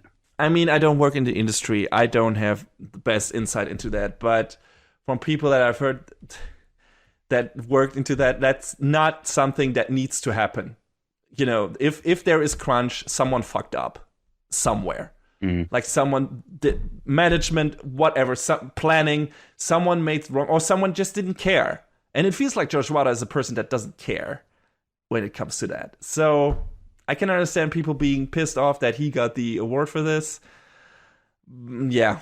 On the other hand, I don't know which director or which studio head has a good attitude on this. Who, if I heard good things about the people who run Kyoto Animation. So especially in regards to what happened to that studio, that might have been a better pick. Just name someone who is in charge over there, or someone else where you know that the working conditions are great or at least good. But yeah, this was a weird pick, and I don't know how it came to this. But yeah, not a good choice apparently. So yeah, bummer. But yeah, we have arrived at the anime of the year for the Anime Awards. 2020 sponsored, featured, delivered to you by Crunchyroll. And we had a bunch of great nominees. We had Carol on Tuesday. We had Mob Psycho 100 Season 2. We had Oh Maidens in Your Savage Season. We had The Promised Neverland, Vinland Saga, and Demon Slayer. And the winner is Demon Slayer. Why? Why? What the fuck? Why? I mean, I like Demon Slayer. I like Demon Slayer a lot. But compared to pretty much all the other entries in this category, no. Seriously, like, no. It does it have the production values? Yeah. Does it have, definitely? Does it have the character interaction? Like, does it have a strong emotional core? Sure. Does it have the story to carry itself? Absolutely not. No way. Yeah. And No, that's I what agree. kills it for me. Also, it has some detracting factors. It has Zenitsu, which is the biggest argument against it. Yeah. Nezuko is not really a character in this show, aside from one scene. There are there are other detracting factors in Demon Slayer that would make me refrain from putting at the top spot here. Like Carol and Tuesday, also not my pick, because that story has also some problems in terms of can't really decide where its focus lies and what it wants to do with its main characters, so wouldn't have picked that either. But in some aspects, maybe a better show than Demon Slayer. Mob Psycho 100 Season 2, that is so much better in every regard. I'm sorry, like, holy shit, in terms of character development, in terms of lead characters. But yeah, Mob Psycho, just from an emotional core, the relationship between Mob and Reagan is just as strong as the relationship between, Tanjiro and his family, if not much stronger. And it was already much more well developed in season 1, and now we get the payoff in season 2. So it's much better. Demon Slayer has a really strong emotional moment in the last couple of episodes in that show. Before that, we only get kind of hints, and maybe, we have a good main character, but that's kind of it. So, no. And Mob Psycho 100 Season 2 also looks just as good as Demon Slayer, if not better, in my opinion. Like we talked about in the Best Animation segment. Omains in Your 7th Season has a bunch of interesting characters and, some interesting themes and stuff like that. I maybe wouldn't have put it at the top here, but it's also a more interesting entry than Demon Slayer is. In terms of how different it is in terms of genre and of the things it's saying and what it does to, high school comedy, high school romance genre, whatever. And how sober and honest it is when it comes to the topic of sexuality and everything. So again, more interesting show than Demon Slayer in a way. In a lot of ways. Promised Neverland. What the fuck? Like, this is also, again, stellar production, stellar animation, and you have 3 fantastic lead characters. One of them is a fantastic female lead character. So this show basically checks all the boxes, and it's also kind of a shonen show. I mean, it's running a Shonen Jump, so yes, it is a shonen show, but it's also very different. It does something very different with the formula. This being more of a horror, thriller, mind gamey thing. And yeah, so many aspects of that show, again, are better than Demon Slayer. It sounds like I'm harping on Demon Slayer. It sounds like I'm calling it a bad show, and that's what it kind of sounded like in our review. I'm not saying that. I think Demon Slayer is a really good show, a really enjoyable, entertaining, engaging show for most of its runtime. Promised Neverland is a much better show. In all aspects. I'm sorry. It just is. When it comes to characters, when it comes to story, when it comes to emotional moments, when it comes to thrills, maybe not all of the animation is as good, but I still think where it counts, it's also, better there. Demon Slayer looks really good because it has a lot of well choreographed action in it. Promised Neverland has great animation in the emotional moments as well, in the thrilling moments, like the building of atmosphere. All of that is done through really well done animation. Demon Slayer is really good in one aspect of animation. Mob Psycho 100 Season 2, Promised Neverland, really good in many aspects of animation. I would say that counts more and stronger than just the action animation. And some small parts in Demon Slayer also are great, aside from the action animation, but that is its main draw. And don't try to even deny that. That's the one big thing about Demon Slayer. Like, it's just its fights look amazing. The CG looks amazing in the fights and in the action scenes, which you can't say about a lot of shows. So, goddamn, yeah, definitely great. But a bunch of these other shows do much more with the animation. And that's where we come to the last entry, Vinland Saga. What the fuck? How did this not win? I'm sorry.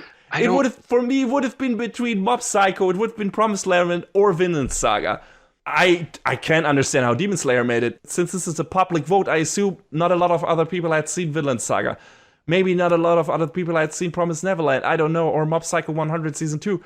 I can't believe that. I feel like Demon Slayer just mesmerized everyone with its great animation and some of its likable characters, and that's it. But I do not understand how it won over something with such gripping character stories like Vinland Saga, or Promised Neverland, or Mob Psycho, who also have very varied approach to animation. Like, not all the animation in Vinland Saga looks great, but where it counts, like the emotional key moments, the battles, the big fight scenes, the backgrounds, like I can't find any words to convey to you how much more interesting and better the other choices would have been. Mostly it comes down to story, just like John said. Mostly it comes down to story. Yeah. That's where all the other shows shine, where Demon Slayer can't. Because it has interesting characters, it has a strong emotional core, like John said. The plot itself, the story, where it goes with the character themes aside from our main duo, maybe at a certain point, it's not as interesting. It's just not as interesting. So, I don't know. I assume, John, you probably would have picked Mob Psycho or Vinland Saga over Demon Slayer as well. Yeah, definitely. Was Carol and Tuesday in the race for you? I mean, it's a good show, but I don't think it would have been able to edge out Mob Psycho or Vinland Saga for me. Yeah, me neither. But, I mean, we all know what the true anime of the year was. You know it deep in your heart. No. Yes, you. Oh, of course. Oh, I thought this was a troll and you would say Babylon. No, of course it was Symphogear. Of course. Thank you. Come on. What the fuck? Get with the program, Crunchyroll. Fuck. God. Just in terms of yeah. What other show do you have? You have 6 strong female leads. Thank you very much. You have a banger of a soundtrack. Like, the action is nuts from beginning to end. It's the culmination of this, 8-year-long story. Nobody knew that this show was going to go past the first season. And then Nana Mizuki steps in and says, all right, fuckers, listen up. And here we are, 2019. I wouldn't have expected there to be 5 seasons of Symphogear, and especially after how lackluster the 4th season was. Then the 5th comes in and says, nah, fuck that. We're back. And everyone is here. Everything is awesome. It's the perfect candidate for anime of the fucking Crunchyroll. Yeah, I mean, we can't blame Crunchyroll for not nominating it. That's true. And I don't understand it. It's all on there. Weird. But yeah, it's the winner in our hearts. Yeah. And in terms of the shows that are rightfully on here, it should have gone to, I don't know, Mob Psycho, Promised Neverland, or Vinland Saga, not Demon Slayer. I like Demon Slayer a lot. I think it's a fun show. It's a great show. It's a great looking show, most of all things. And has a really good emotional moments, a fantastic fight scene moment at the end. Everything else is all right. It's good. Hell, why isn't Dororo one of the nominees? Yeah, I don't know. There are a bunch of shows where, Astra could have been on there too, just in terms of great characters, great story. Animation is not as great, so if you go by all around package, maybe not, but man, still, I don't. Yeah, I guess if you cut it down, I can understand why the shows that are on here, but still, I don't know if Demon Slayer. I don't want to say should have been on this list at all. I don't want to say it feels like lowest common denominator, but why is Attack on Titan season 3 not on here? What? Yeah, that is also probably the strongest season for that show. So why not? I don't Hmm. It is what it is, I guess. Yeah, it's weird. I guess eventually we have to do our best. You could just pick all of our best anime of the season awards, put them together, and then you have 4 winners for each year. Yeah. For each of us. So yeah, all right. Apparently more people saw Demon Slayer and thought it was it deserves a win. I don't agree at all. So if you like Demon Slayer and you think it rightfully won, sure. I'm sorry, we're not in the same boat. I don't agree with you. Can't help you. I'm sorry. There were much stronger shows last year than that one. Even though I really liked it, but no, it's not the best anime of the year. Not at all. I'm sorry. But yeah, that's your picks for best anime of the year, apparently. All right, sure. You do you. Not ours. What's also not best anime of the year are the shows in our next segment in the Chop and Drop. Because those are the shows that we didn't finish. So we're going to quickly tell you why.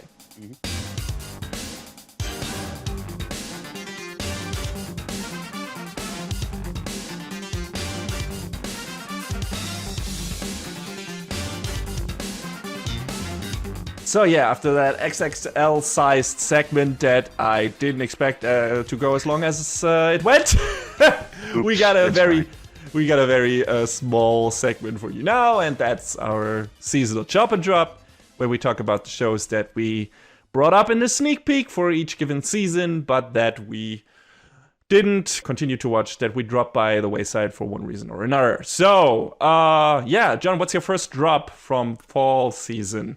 Oreski. Ah, yes. I remember. I mean, this seemed like a show that was fun in concept about like everything is a constant romance revenge plot, but it was like it got tiring, and I was like, okay, all right. There's only so many times I can see them do this bench gag and think it's funny. Yeah. So I think I got maybe 5 or 6 episodes in, and then I was like, I'm good, thanks. Nah, enough of this. Understandable. Yeah. My first drop is Kabukicho Sherlock.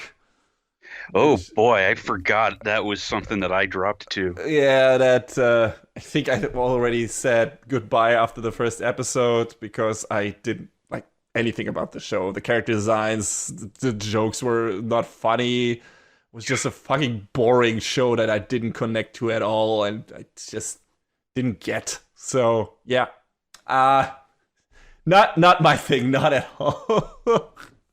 I thought it would be interesting. I got 3/4 of the way through the first episode, and I was like, Yeah. Could have been an interesting take on the Sherlock Holmes things, but just the characters just didn't do anything for me. And the interpretations of, those kind of classic characters or versions of them. So, nope. Watch me puzzle through the evidence in a Rakugo style. Isn't it funny? Not really, dude. It's probably something for literature freaks who just adore Sherlock Holmes and maybe like Bungo Stray Rocks or something like that. Maybe it caters to the same audience, but I'm not that audience apparently. I wasn't that audience either. Yeah, I tried watching Bungo Stray Dogs, and I was just so put off by everything about it. Yeah, same here. So, John, what's your next drop? Val X Love. You didn't feel the love this season, neither with Oreski and this one. You wanted to be this battle anime, but in order to bring out the power of these girls, this one dude with a super scary face that people think is like an evil demon guy, but he's not, has to win the hearts of the human incarnations of Odin's daughters. It was fucking stupid. It was really fucking dumb. I watched the first episode and I was immediately like, fuck this. Yeah, didn't sound great. Oh, that's being light about it. I guess. Well, also, what could have been great, but turned out to be super standard and kind of boring was Special 7.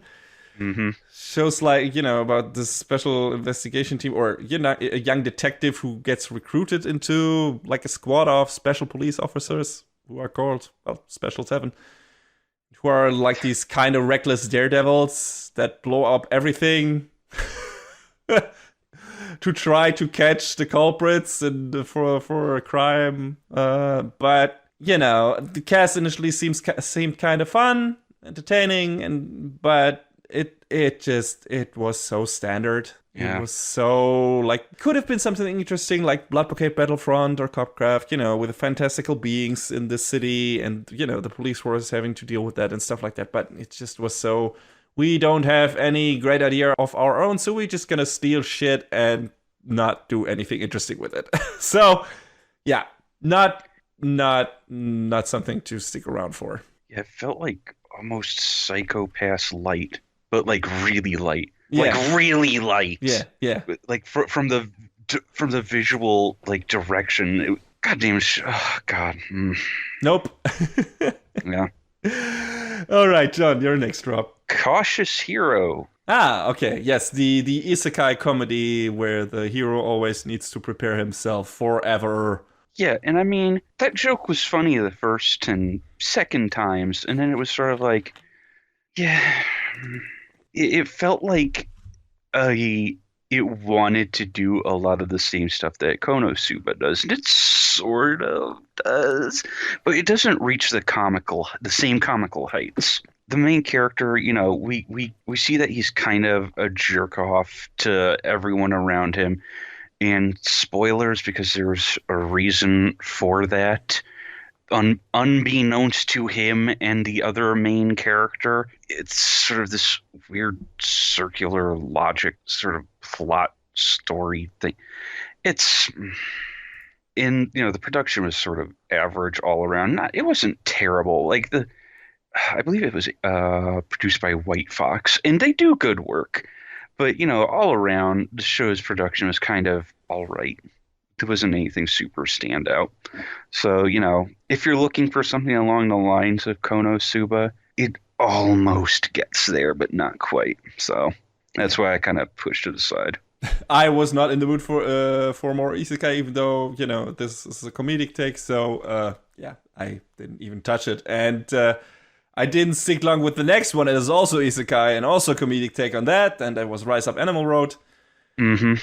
Here's the guy who gets transported to a different world, blah, blah, blah, and is also a wrestler and is also a giant animal freak lover, you know, needs to pet everything that comes close to him. I mean, I can relate when it comes to dogs and cats, sure. But he goes a bit overboard in that regard, so much so that it becomes uncomfortable in a lot of scenes in that show. And also... Oh, it's fine. Don't worry about it. He just has a childlike adoration of animals. He sniffs a wild wolf's asshole, if I'm not mistaken, at some point. I mean, yes.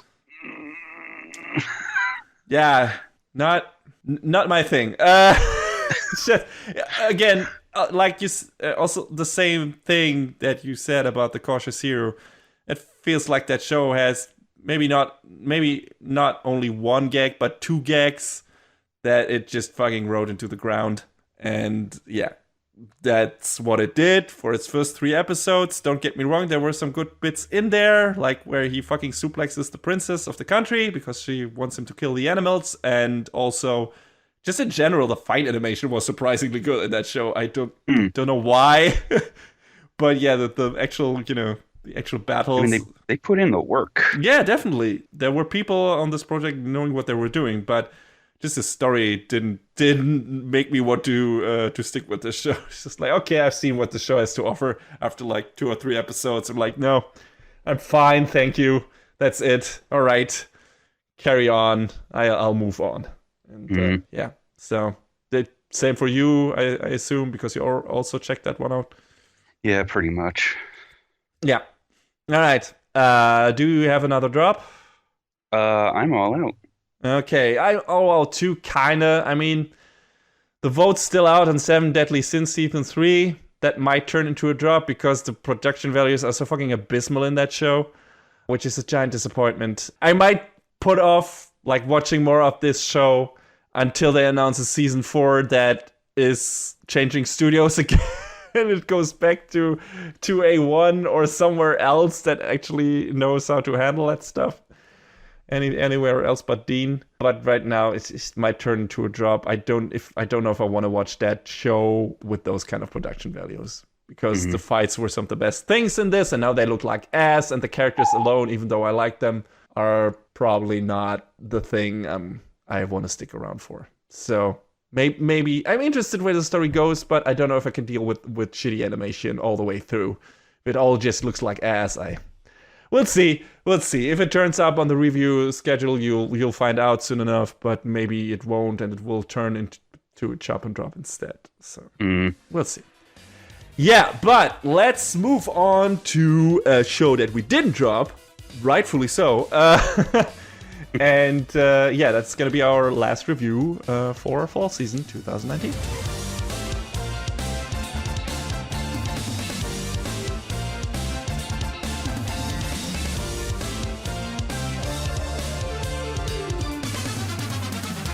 Legoshi is a 17-year-old student at Sheraton Academy. The timid, soft-spoken, socially awkward boy is a member of his school's drama club and leads a normal, uneventful life. Aside from the little fact that he is a large grey wolf. But that in itself is also nothing special in this world, since its society is entirely made up of modern, civilized, anthropomorphic animals. However, hidden under this progressive exterior lies a deep cultural divide between carnivores and herbivores that is not as easily overcome as the easygoing life of the students at Sheraton Academy make it seem. When another member of the drama club, Tem the alpaca, is ostensibly brutally murdered and eaten by a carnivore, it causes a wave of unease and distrust between the students, fueled by prejudice, fear, and age-old embedded racism. But this is only the starting point of a whirlwind of events that will change the lives of all the students caught in its center. First and foremost Legoshi, but also the white dwarf rabbit girl Haru and the red deer boy Louis, whose single goal in life is to be next in line to become one of the most powerful societal and political figures in the world. A Beastar. So Beastars is based on a manga by Paru Itagaki, which so far is her only work. It started being published in September 2016 and is still running, currently counting 17 volumes. I think she's already gotten an award for that manga as well, if I'm not mistaken. I don't know which one, but I think that happened. The first season of the anime ran for 12 episodes and was animated by Orange, who have only really popped up once in our show before, and that was in my review of Land of the Lustrous, which I believe was the first show fully animated by them. They also worked on the show Majestic Prince, so... Yeah, at least, but by fully animated, I mean just, that they did all the animation. Before that, they were mostly responsible for the CG in a bunch of shows. And yeah, like you said, I think Majestic Prince was one of them. Another one, Tiger and Bunny, Buddy Complex, Excel World, Macross Frontier, and a bunch of other projects. The director is Shinichi Matsumi, and so far this is the only full director gig in his bio, but he was also an episode and assistant director on movies and shows like Porco Rosso, Land of the Lustrous, again, Garo the animation, the anime adaptation of Little Women, that's a blast from the past. Dang. I watched that. I definitely have not. It's been a while, holy shit. And some other interesting stuff. So if the production veto of the studio didn't give it away already, Beastars is a CG anime show. And as you know, both John and I are not the biggest fans of how CG tends to look in anime series. However, if you have listened to my review of the first and sadly so far the only season of Land of the Lustrous, you already know that Orange is the rare exception to this rule, because if there is one studio that knows how to make use of the benefits of CG and hide its shortcomings, it's definitely them. They're kind of like the anti-Polygon Pictures in the best way possible. And even though I already like the work they did on Land of the Lustrous, I think the presentation in Beastars goes way beyond that in several ways. John, why don't you tell us what left you most impressed in terms of visuals and everything else production-wise in Beastars? Well, I mean, I went into this with a little bit of trepidation, I guess, because it was a CG show, but then, as it went on, and we see they used the CG to make a lot of everything like way more dynamic. Yes. Than it should be in a show, that's ostensibly starts off as, oh, school life for all these animals, also murder. Yeah. Um, but this show definitely from a production standpoint, it started off being sort of for me, but then it turned into, oh damn, this is really good. This is really solidly, competently produced. And I haven't watched Land of the Lustrous, but after watching this, I kind of want to go back and check that out to see how they handled that show as well. I definitely recommend it, but I know how big your backlog is. So It's on the high dive queue, so if I if I have to choose between Land of the Lustrous and Promised Neverland for you to watch as one of the things you did, I would still say watch Promised Neverland, but just because I like that show even more. So that's a bias. But yeah, Land of the Lustrous looks fantastic, and yeah, so does Beastars. Orange really knows how to, like I said, use the advantages of CG. I think the most prominent example for this is the camera movements in Beastars, in Land of the Lustrous too, but definitely in Beastars. When the camera pans around certain characters in certain scenes, but most definitely in the fight scenes. There are not a lot in Beastars. This is mostly a drama. But there are some fight scenes during a school play. There's definitely one, and there are definitely some riveting, high stakes action scenes, or one big action scene close to the finale of the show. And all of these look fucking fantastic. And the CG is so fluid in this. And shockingly fluid. Yeah, man. And you're like, whoa, okay, this is how CG can look in anime. And I also had that in Land of the Lustrous, where there's like, a bunch of scenes are not as fluid. Like there are some scenes where you still have these like kind of low frame stuttery CG, and those don't look great. It's the same thing here as it is in Land of the Lustrous, but it's never as bad as it is in other anime. It's never as stiff as it is in other anime. But they're like these big moments, like fight scenes,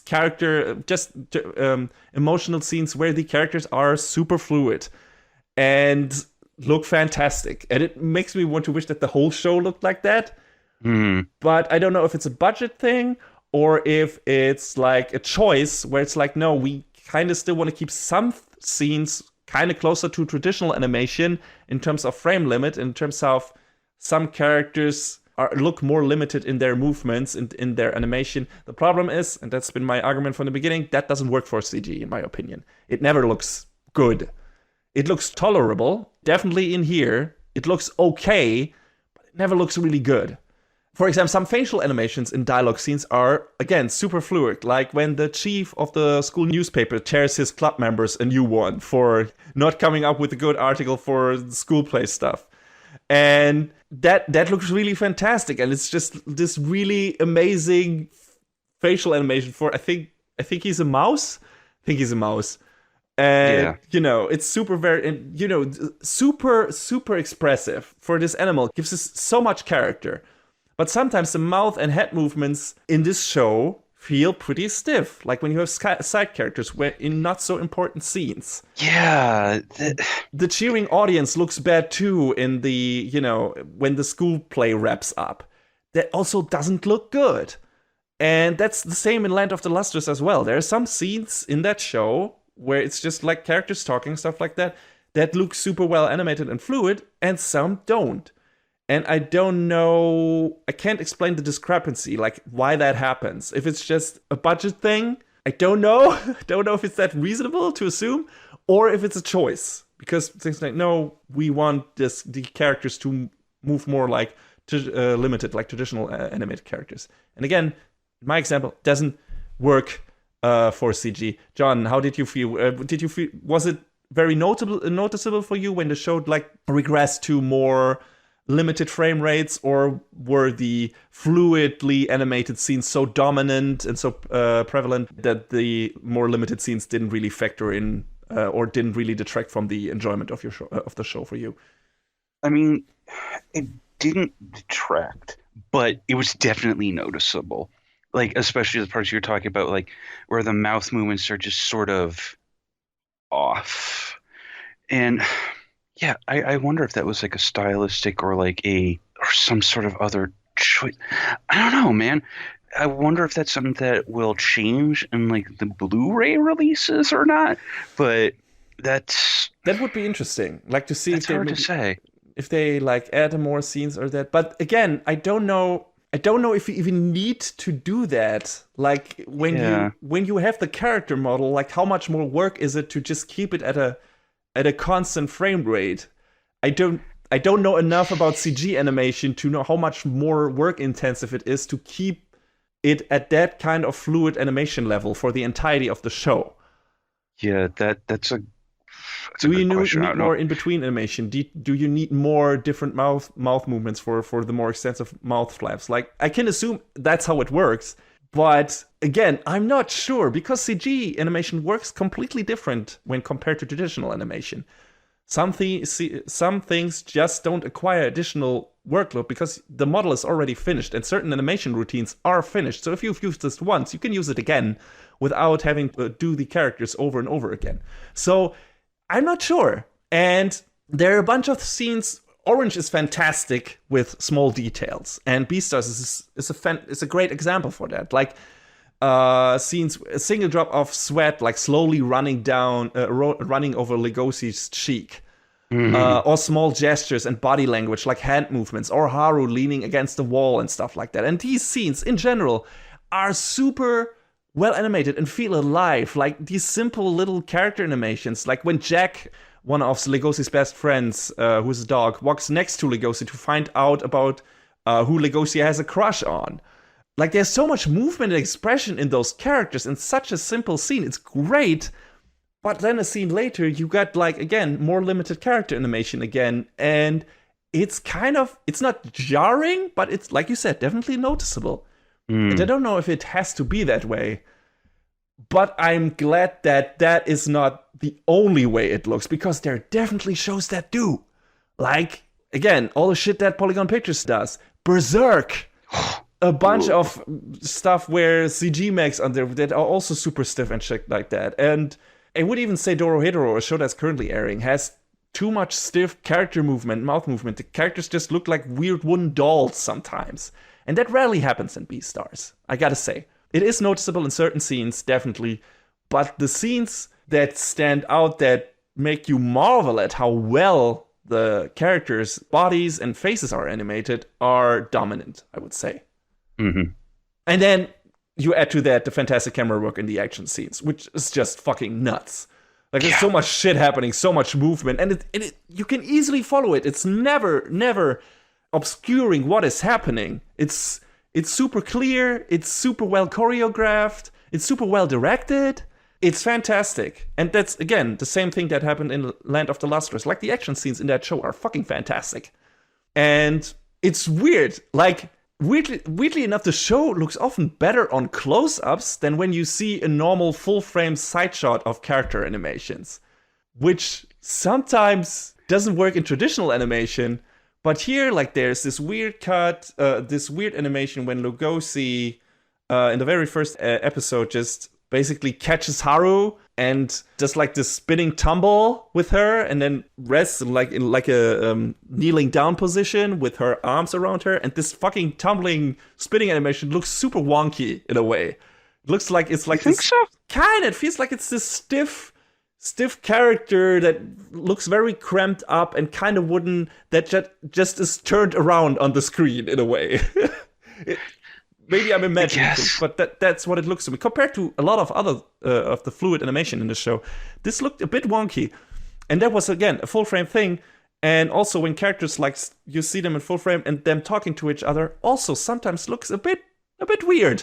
And then you get these super fucking fluid camera close-up shots with a lot of facial animation that looks so much better. And I would assume that would be more work extensive, but again, maybe not since the models already exist.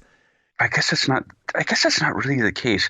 That maybe there was like some culling of the detail at a distance, or like they had slightly lower poly models that they were using, so that way, maybe rendering out certain scenes was less resource intensive. I don't know. No, that could be the case. The show also has fantastic backgrounds and scenery.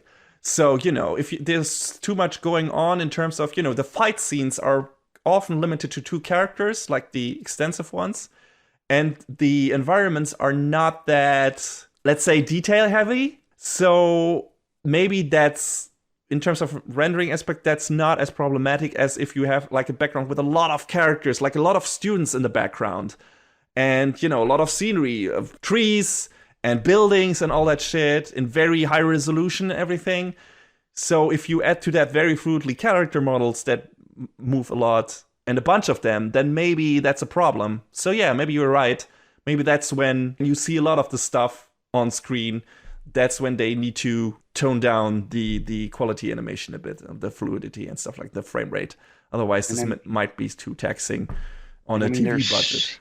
And I mean, there's also scenes where there's some 2D animated characters. They're mostly background characters, but it's very rare. Yeah. It was so rare that I didn't notice. Like there's one scene in the show, and to show you just that feels like, again, an animation muscle flex by Orange to show you, hey, we cannot just do CG.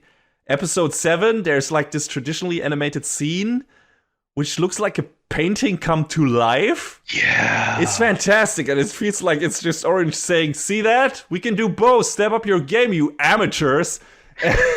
It's great. And yeah, so definitely. But yeah, I didn't even notice some of the traditionally animated characters in the background. That's how good the CG is. And usually I can spot that shit always. But in other a couple of times.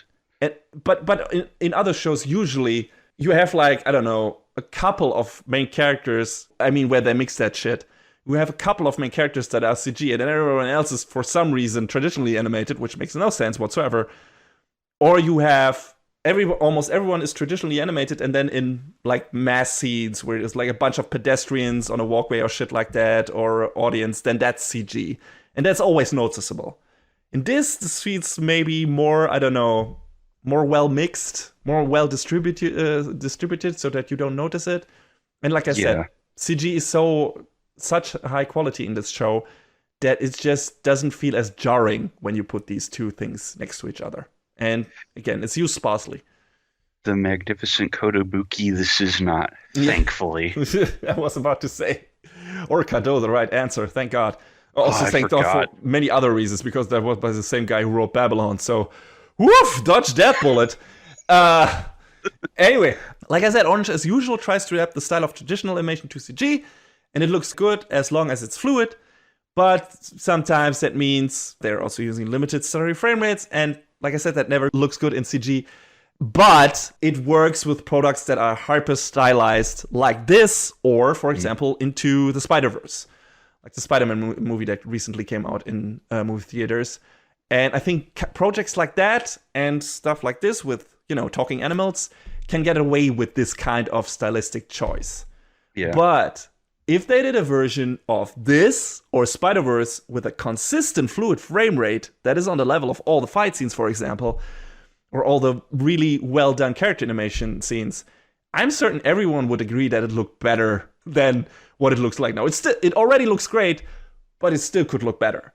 And all I can say about the animation, I mean, still, this is probably as good as it will get for the moment, if they stick to this specific stylistic choice, instead of going with a constant smooth fluid frame rate, which they maybe can't because of budget restrictions or whatever. And like I said, it looks already miles better than something like Dorohedoro or the hideous war crimes, polygon pictures, or the people behind Berserk called CG animation.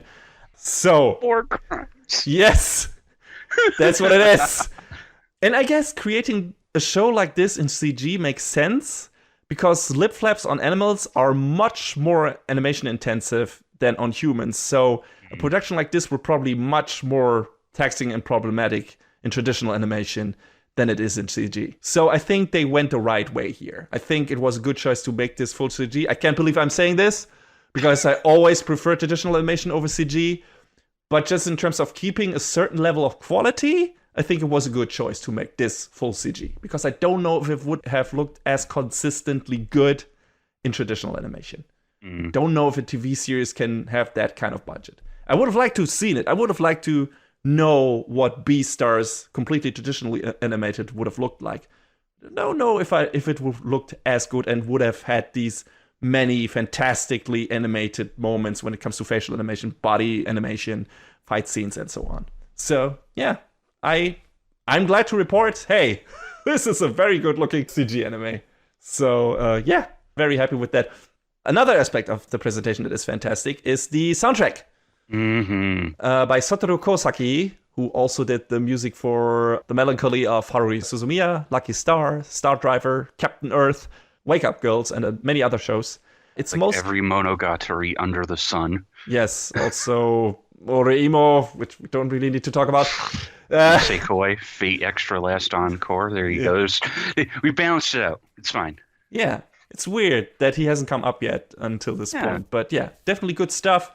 And this is mostly, the soundtrack of this is mostly jazz inspired, I would say. I mean, there's some scenes that, or some moments that go in more of a different direction genre-wise, but this, from beginning to end, feels more like a jazzy, bass-heavy, piano-heavy, trumpets here and there soundtrack. But I really liked it. It felt like it conveyed the right mood and atmosphere that the show wanted to establish. It matches with the opening sequence, and that's jazz. Wait, that's called jazz, right? I think so. I don't remember. That's called jazz. But I mean, the opening sequence, the song "Wild Side" is great. Yeah. The stop motion animation they used in there is super cute. It's really cool. Yeah, it was done by Dwarf Studios, which I'm not familiar with, but they did that. And again, talking about Vinland Saga before, we talked about how great openings also like tell a story, in my opinion, and so does this one. Like at first it's scary and mysterious with Legoshi chasing Haru through the woods and being really creepy, you know, with the drool running off his teeth, like, oh, he's gonna eat her. Then it gets super cute when those two dance next to the fountain and she like jumps up and kisses him on the on the snout, on the nose. And he's like closing his eyes and shaking his head because he's so happy and everything, and it's great and it's lighthearted, and then turns to horror again, and just like Legoshi sitting there, his head in his hands and looking fucking horrified, and there's blood everywhere, and yeah, woof, and all in the course of 90 seconds, and all stop motion animation, which I'm not the biggest fan of, but here it's great. So yeah, fantastic OP, one of the true standouts. And considering this hasn't aired yet on Netflix, it's still a Netflix jail. But it's gonna air March 17th, I think. And I'm pretty sure that this OP will be on the Anime Awards 2021. If it doesn't, that will be another goddamn crime. That will be a fucking snub crime. Like, holy shit, I will riot. If it's not on that short list.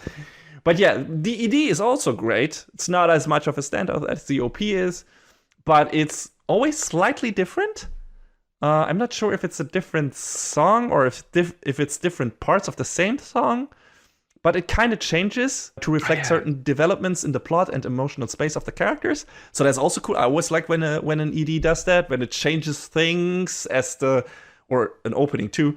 When it changes things, when the things in the story change. You know, JoJo's does that, the OP of Erase did that, and this ED does it as well. So yeah, I love that shit. I think that's great, and I love that this ED did that too. So yeah. I mean, like, there's a show that's currently airing. I don't want to give it away. The opening theme between the two opening sequences is the same, but it's a different cut of the song. And it's really cool the way they do that. And I mean, if you want to go way back, there was fucking Scride that used a different cut of its opening song in pretty much every episode. And it was like, I don't even remember that. Holy shit. Yeah, it was nuts. I couldn't believe they did it like almost every single episode. But yeah, dude. And if I remember, that was a cool OP. I need to rewatch that. Not the whole show, but definitely the OP. I mean, Reckless Fire was also a fucking bop. Yes. Oh, now I remember that tune. Holy shit. Yeah, that was fucking good. Man. I kind of miss Scride. It was a dumb show, kind of, but it was fun. was super stupid. Yes. It wanted to be JoJo's so badly in retrospect Oh now, yeah. and was like it couldn't do it. Final fight was pretty epic though, gotta say. Mm. That's it for the presentation side of things. Let's get to the story and characters. So, like I mentioned in the summary, this is based in a world where all the characters are animals on two legs. Basically, if you've seen Disney's Zootopia, this is kinda this, only much darker. Also Mhm. much more high school. I And think a good word to describe it is awkward. oh yeah, definitely a lot of high school awkwardness. But not only that, like that's definitely when it comes to the character relations, but there are also a bunch of other things at play here, political things like themes like racism, like prejudice, like Racism, classism. classism. Yes, definitely, all of that is in here and manifested in a different way. And the relationship certain animals have to other animals is used as a storytelling vehicle for that, like namely the carnivore, the relationship between carnivores and herbivores. So the drama club in this school, Cheriton Academy, is pretty much the only club that has carnivores and herbivores working together. And this is kind of a special thing. And I mean, everyone in the drama club is a person with special problems, which we got to. But aside from that, the school is kind of not necessarily a segregation going, but all of the society, there's like this underlying threat and reservations between, the herbivores are scared that carnivores will attack them, and the carnivores are constantly bullied and put down because they are the animals with the scary background, and anyone thinks they will always, like, every carnivore is at risk at killing an herbivore, right? Like, deep down, they're all mindless beasts. So there's like this underlying current of xenophobia, and yeah, this is manifested in different ways in the show. Like in the beginning, like I said, right in the very first scene, we get like this horrible moment where Tam the alpaca is killed ostensibly by a carnivore. We can't be sure of that yet because this is partially a murder mystery, and there's several different things at play here. So I'm not entirely convinced yet that actually a carnivore killed him. I have my eyes on a different person, but we'll see. We get to that. But yeah, this is the biggest taboo. Like killing an herbivore in this society is the worst crime because the animals have evolved to a point where this isn't a normal behavior anymore. Like normal people in this society, normal animals, carnivores don't eat other lesser animals anymore. They don't even eat meat, really. I don't know if they're all vegetarian or they eat like vegetarian or vegan substitutions for meat products. But I think just normally every kind of is an herbivore just in terms of what they actually eat, I think. I guess you could say they're trying to push like an idea of omnivoreism onto them. Yeah, I guess. Just fucking killing another animal to eat it is not allowed anymore, thankfully. And to be fair, the murder mystery of who killed Tem is only the hook, kinda, in the first episode that sets things into motions. And it moves to the background pretty quickly. Like, it's not like a constant investigation on who did it, who's responsible. It's just this lingering bad event that happens at the beginning of the show, and that makes people become suspicious of one another, and that makes certain things problematic in terms of school regulations, in terms of what's happening in society, and makes certain people move into a certain direction just because of that event. I'm pretty sure it will become relevant again very soon in the second season, probably. But so far, it has kind of moved into the background and has us just guessing who of the cast might be the one who killed Tem. But the story hasn't really tried to solve that mystery yet. So we'll see what happens there. But yeah, this story from the get-go, heavily going on themes like prejudice, how carnivores are treated by society, and racism/classism, which is where one of our other characters comes into play, Haru, because she's a rabbit. And apparently among rabbits, there are different classes of rabbits and how they are treated, because Haru is also bullied. We'll get to her in a minute. I mean, But there's also bullying within other species as well. So yeah, true. It's kind of everywhere if you just open your eyes. Just it's, like in our society. I would say it's very clicky, just like in RL. Yeah, yeah. It's considering how weird the setup in itself is. There's a bunch of animals like the main characters. This show feels incredibly real, close to life. Mm. Too real in certain aspects. But in general, I like the world building of the show. Not only with how it sets up the different themes of the society and how the characters interact, but also how the world itself works. Like there, for example, these small details, there are different sized doors in the school for the differently sized animals. Yeah. And the bigger animals have to watch their steps constantly so they don't squash the smaller ones, like the mice, for example, which was a really neat detail, which it feels like, okay, the author really thought about, okay, I don't want to make all the animals the same size. I mean, there are some things where you're like, okay, why that animal should be much bigger than that one. But, you have at least like two different sets of sizes. You have like the medium or big size animals, which are most carnivores, and stuff like giraffes or rhinos or shit like that. And then you have like the small rodent-like characters that have to use these small doors and stuff. I don't even know. I don't think we get... Do we get any reptile-style creatures? I don't think, right? Do we have those? I don't remember. I think it's mostly mammals. yeah, it's and mostly birds. warm-blooded mammals. Yeah, mammals and birds, I think, are there. I mean, we get chickens. We got a head with really funny side story in one of those episodes. Yeah. Yeah, that show can also be really fun, and that's one of those.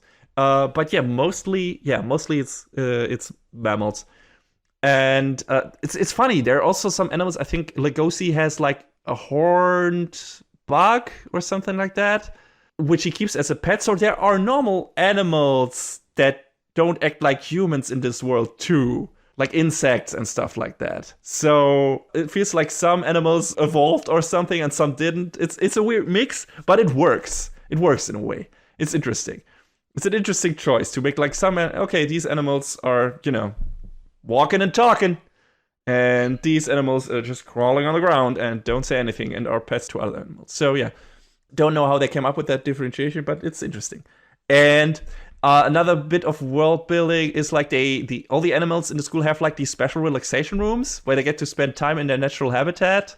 Mm-hmm. Like the wolves are under the moon, and some of the animals can sit in water or in a very moist environment with high where there's a lot of humidity in the air and stuff like that. And yeah, that's also cool. It's like, okay, they need to have their habitats, these habitat rooms, natural habitat rooms, where they can basically refuel their spirits or whatever, so that the rest of the time they can all coexist. So also an interesting idea. Another one, dinosaurs are considered like these ancient gods and the ancestors of all animals. And they even hold festivals in their name, which is like the big festival at the end of the show is pretty much held in the honor of the good old dinosaurs.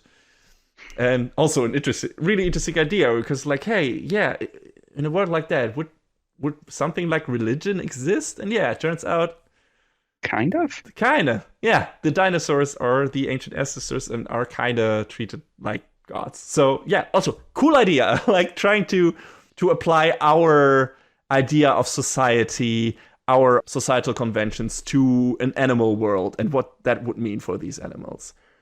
And a bunch of our, let's say, trap falls in society and a bunch of things we have to deal with are kind of reflected in this show in one way or another, are analogies to stuff that happen for us. Like we mentioned racism, we mentioned bullying. Carnivores are bullied regularly because some, carnivores go wild and bite or eat herbivores. For example, birds can't get flying permits until they graduate, which is definitely some kind of metaphor. Like, holy shit, you can't spread your wings until you can't live your life until you fucking graduate school, and you're not permitted to, to live in a society. without being a Contributing member of society. contributing member of society.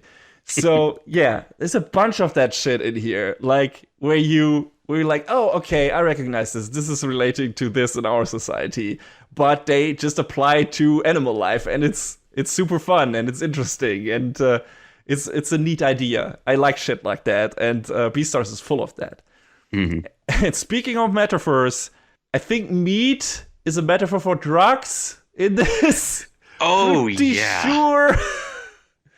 Like, carnivores who can't get any more meat after tasting it might even eat parts of themselves, which is where the show gets super creepy and dark. Like, this is just mentioned on the side, but yeah, like, As well as blood. Hmm. yeah, some of our characters go to like this black market at one point in the show, and there's like this crazy shit, and it's really treated like they're going out to try to get cocaine or shit like that. Like, okay, this is they're trying to have a trip, trying really forbidden substances and shit like that, and that's just meat in this show and blood, like you said, only for carnivores. And there are these homeless herbivores who sell part of their limbs to predators on the street for money to survive. Oh man, It's fucking grim.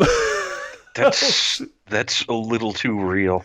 Yeah, that's holy shit. It's very on the nose, kinda, but also not. And that just hit me in the gut because it's like, yeah, you know what this relates to, what kind of people this relates to, and this is gut wrenching. And kudos for going there.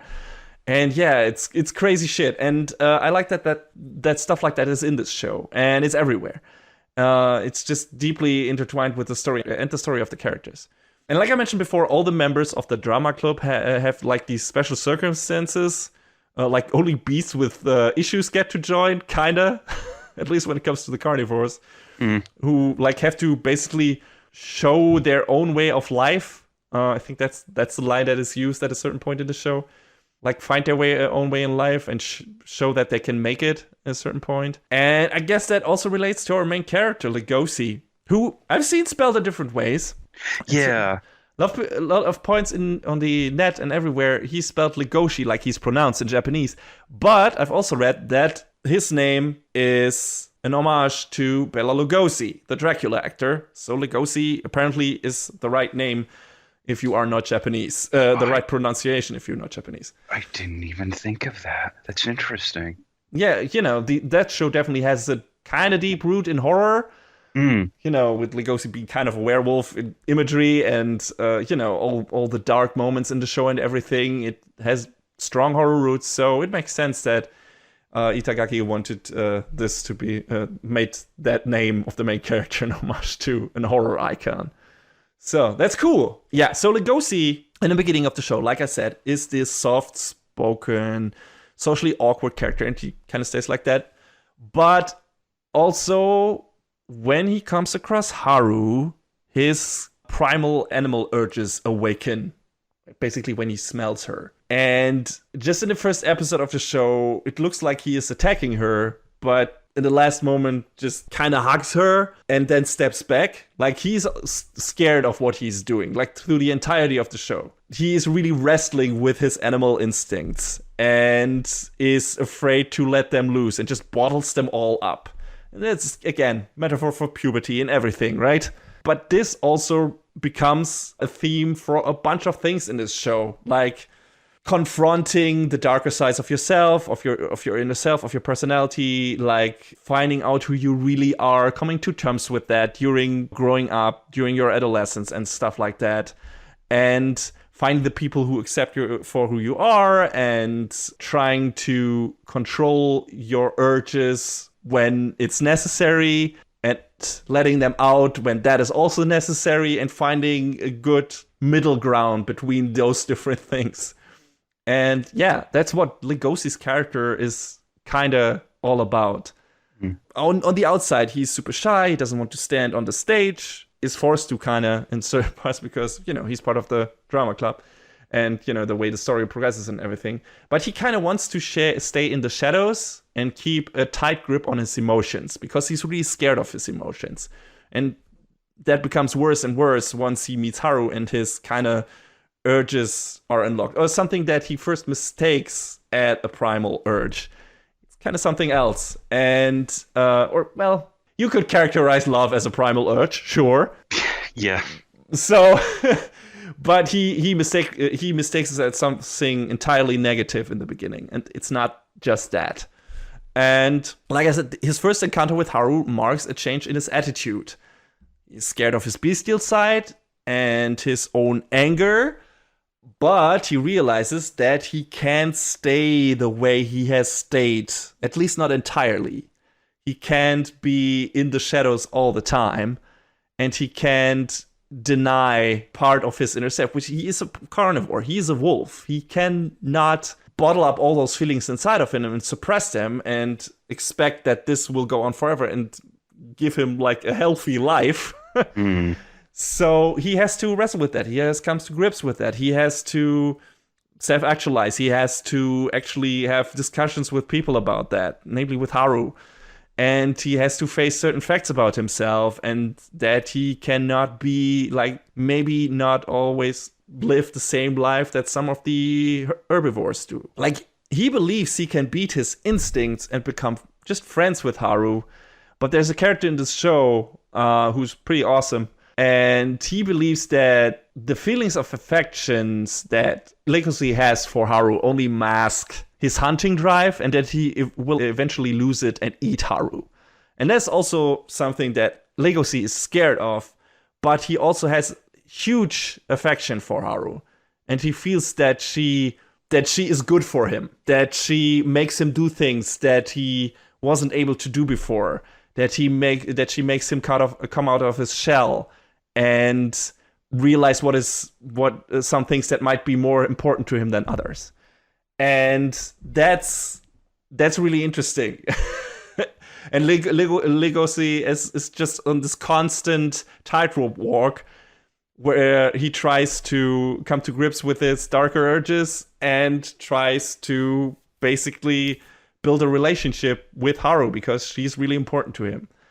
And yeah, I found that to be really cool. Just the way this is set up and the way they show Legacy's inner workings and how he's trying to understand his emotions, his feelings. It's a lot of analogies and metaphors for stuff that happened to you in puberty, that happened to you during school life, when you're growing up, when you meet a girl for the first time, when you're trying to realize what to do with your life after school and shit like that, when you become aware of your place in society.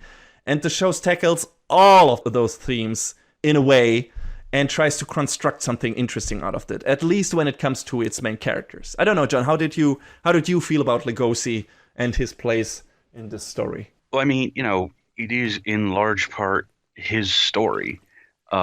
He's trying to, as you lined out very nicely, come to terms with his instincts and, trying to be at, when you're at odds with yourself over something that, wouldn't normally come naturally, that's some real shit to try and deal with when, he's basically trying to change who he is. And that doesn't first and foremost to fully understand who he is, because he can't really tell, or he has told himself that he's a certain person for most of his life until now, but Haru and his encounter with Haru makes him realize that he might not be that person.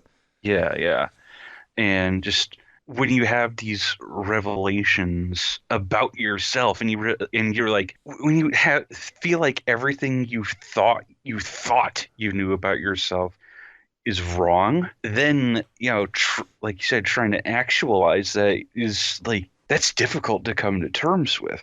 And we see Legacy wrestling with that pretty much every step of the way, and it makes him awkward, it makes him confused, makes interactions with other characters like strained. He wants to keep to himself, but after meeting Haru, and everything flips on its head after that. It just makes things a mess for him, and trying to figure out that mess is the most interesting part, I think, of, pretty much this entire story. Yes. And it's harrowing to watch. He's a super sympathetic character. Like the way he's written, he's characterized, and because he's a giant wolf and I like wolves, you just want to just fucking hug him and say, it's gonna be alright. You're gonna figure yourself out. It's okay, dude. You're gonna be fine. He is in his own head way too much, and boy can I relate. Mm-hmm. That was me in high school. Like, in your head, constantly, not in the moment at all, just thinking way too much. That just certain scenes for Legacy, they felt very real. Even though that is a fucking talking wolf and I'm a human. So... Yeah, I know saying things are relatable is kind of a dumb meme, but holy shit, man. Yes. Legacy is a very relatable, sympathetic, understandable character. So you immediately root for him. Unless you don't like that type of character. One of our common friends said that he doesn't like this kind of timid, soft-spoken, socially awkward character type. Yeah. Which I also can understand in a way, but I feel like it's kind of unfair to how well that character is realized in this show and his development and everything, just to write him off because of that. I can understand that if that just bugs you, how that kind of character talks, that kind of archetype behaves, stumbles into a mess at certain points, is a stuttering mess himself sometimes, and gets sweaty and doesn't know what to do. Maybe, like, for me, it gives you PTSD when it comes to certain scenes mm-hmm. and how you're supposed to react. So, yeah. But for a giant talking wolf, Legacy is one of the most relatable anime characters I've seen in quite a while. Doesn't have to be for everyone who watches the show, but definitely was for me. And I appreciated that very much. Staying on the subject of characters, what's really fun about them is that all the characters in this show have characteristics of the animal they are to an extent. Or at least characteristics we as humans associate with them. Mm. Like Legosi as the wolf is kind of shy because wolves are too, to a point. They're kind of shy animals. Louis the red deer is prideful, which I don't know if a deer can have pride, but that's what we associate the image of a deer with, like this, strong standing deer with giant antlers on a mountaintop looking at the sun or stuff like that. That's an image that we as humans associate pride with. It's a prideful animal. Very, very regal, sort of. Yes, exactly. And so that's the way his character is. And Haru, the rabbit, fucks a lot. Because that's what rabbit do. I mean, you said it. You're not wrong. I mean, there are also things like Haru's body exhibiting a flight reflex every time she sees Legosi's fangs, which is also like this thing. Of course, that's how a rabbit would react, when it sees a wolf, probably. But it's interesting. Like, they turn these standard animal instincts or images into actual personalities, into actual characteristics for each given cast member in this show. Like Jack, I don't know if he's his golden retriever. He's definitely a dog, but the best friend of Legosi is like this super trustworthy, nice, devoted friend, because dogs are good friends and very, emotionally responsive and stuff like that. And, he immediately picks up on Legosi having a crush on someone, stuff like that. All of that, I know, if I know something about this animal, or I know something about this animal, it's that animal will do that. And that character will do that in the show. Again, which is really fun, but it's also not super shallow. They try to really incorporate these characteristics into how the characters actually behave. It's not just a joke. It's just an interesting facet of that character. And they utilized it as a storytelling tool. So that's really cool. And you get the feeling that a lot of thought went into that when realizing those characters. And like I said, Haru the rabbit fucks a lot. She takes care of the flower garden in the school and leads a bit of a secluded existence.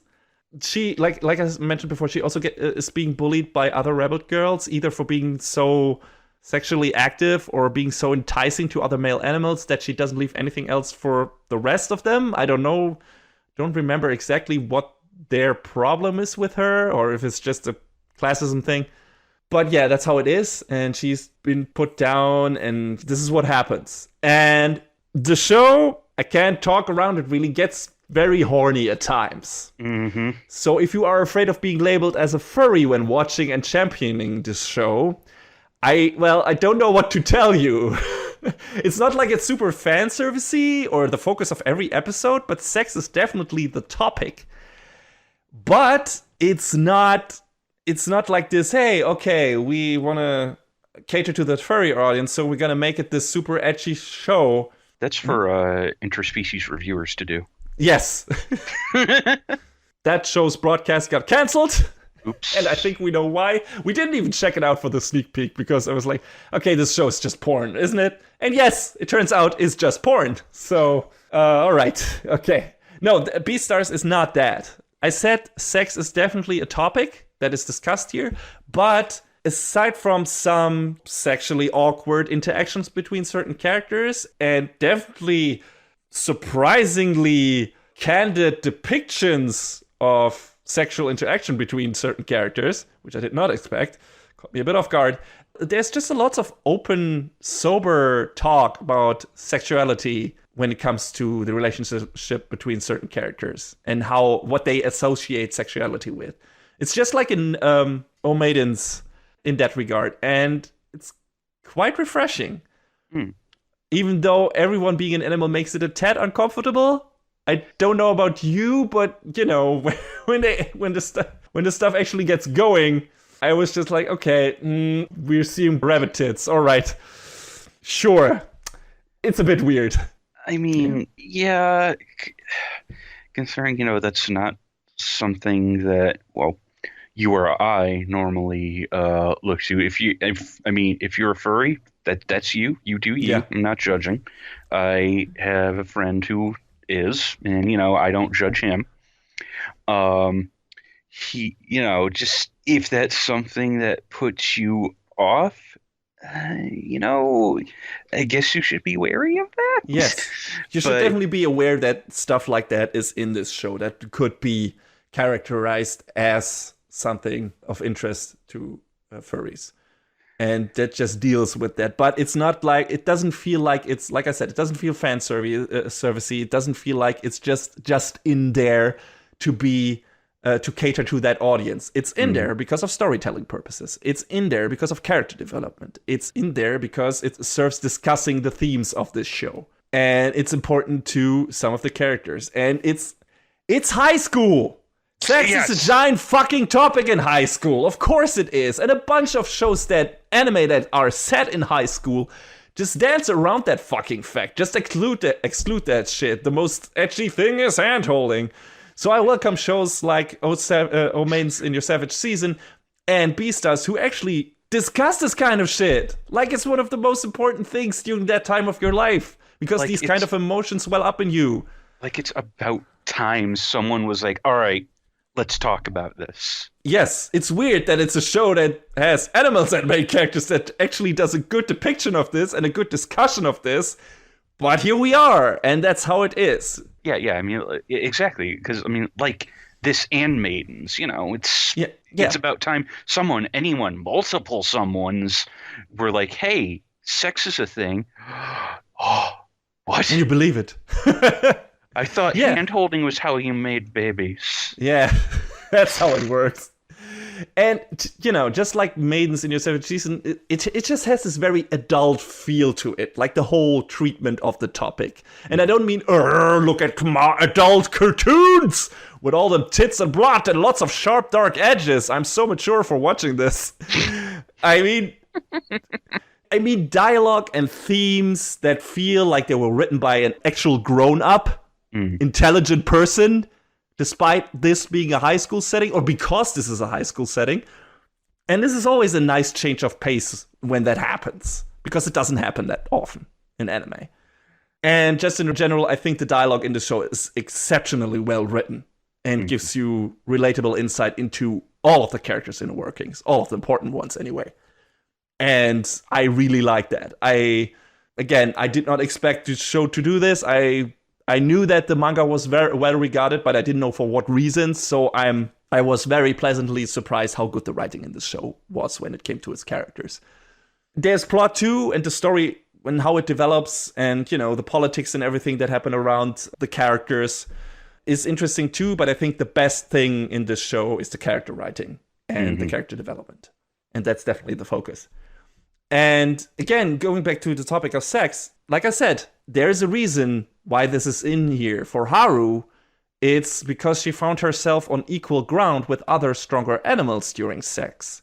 Like, it's a different power dynamic. When she runs around in the school, she's basically the lowest tier of person because she's put down by her fellow rabbits. She is an herbivore, so she is kind of inferior to carnivores in a lot of ways. She has friends, but not that many, I think. And, you know, she feels like small and insignificant, has a bunch of other emotional baggage. And sex was a tool for her to become a strong, desirable, and powerful character just when she has sex with someone like Lewis and a bunch of other characters and carnivores too. Did she have sex with a carnivore before? I don't remember. I feel like it's implied. And that's interesting. That's like her coping with that kind of thing, with that kind of emotional baggage that troubles her. Like being in this constant dread of being devoured by a carnivore, she just throws herself into life, throws herself into sexual relationships, and just changes the power dynamics in her daily life through that. And that's a super interesting approach to this topic, to the themes that the show is dealing with.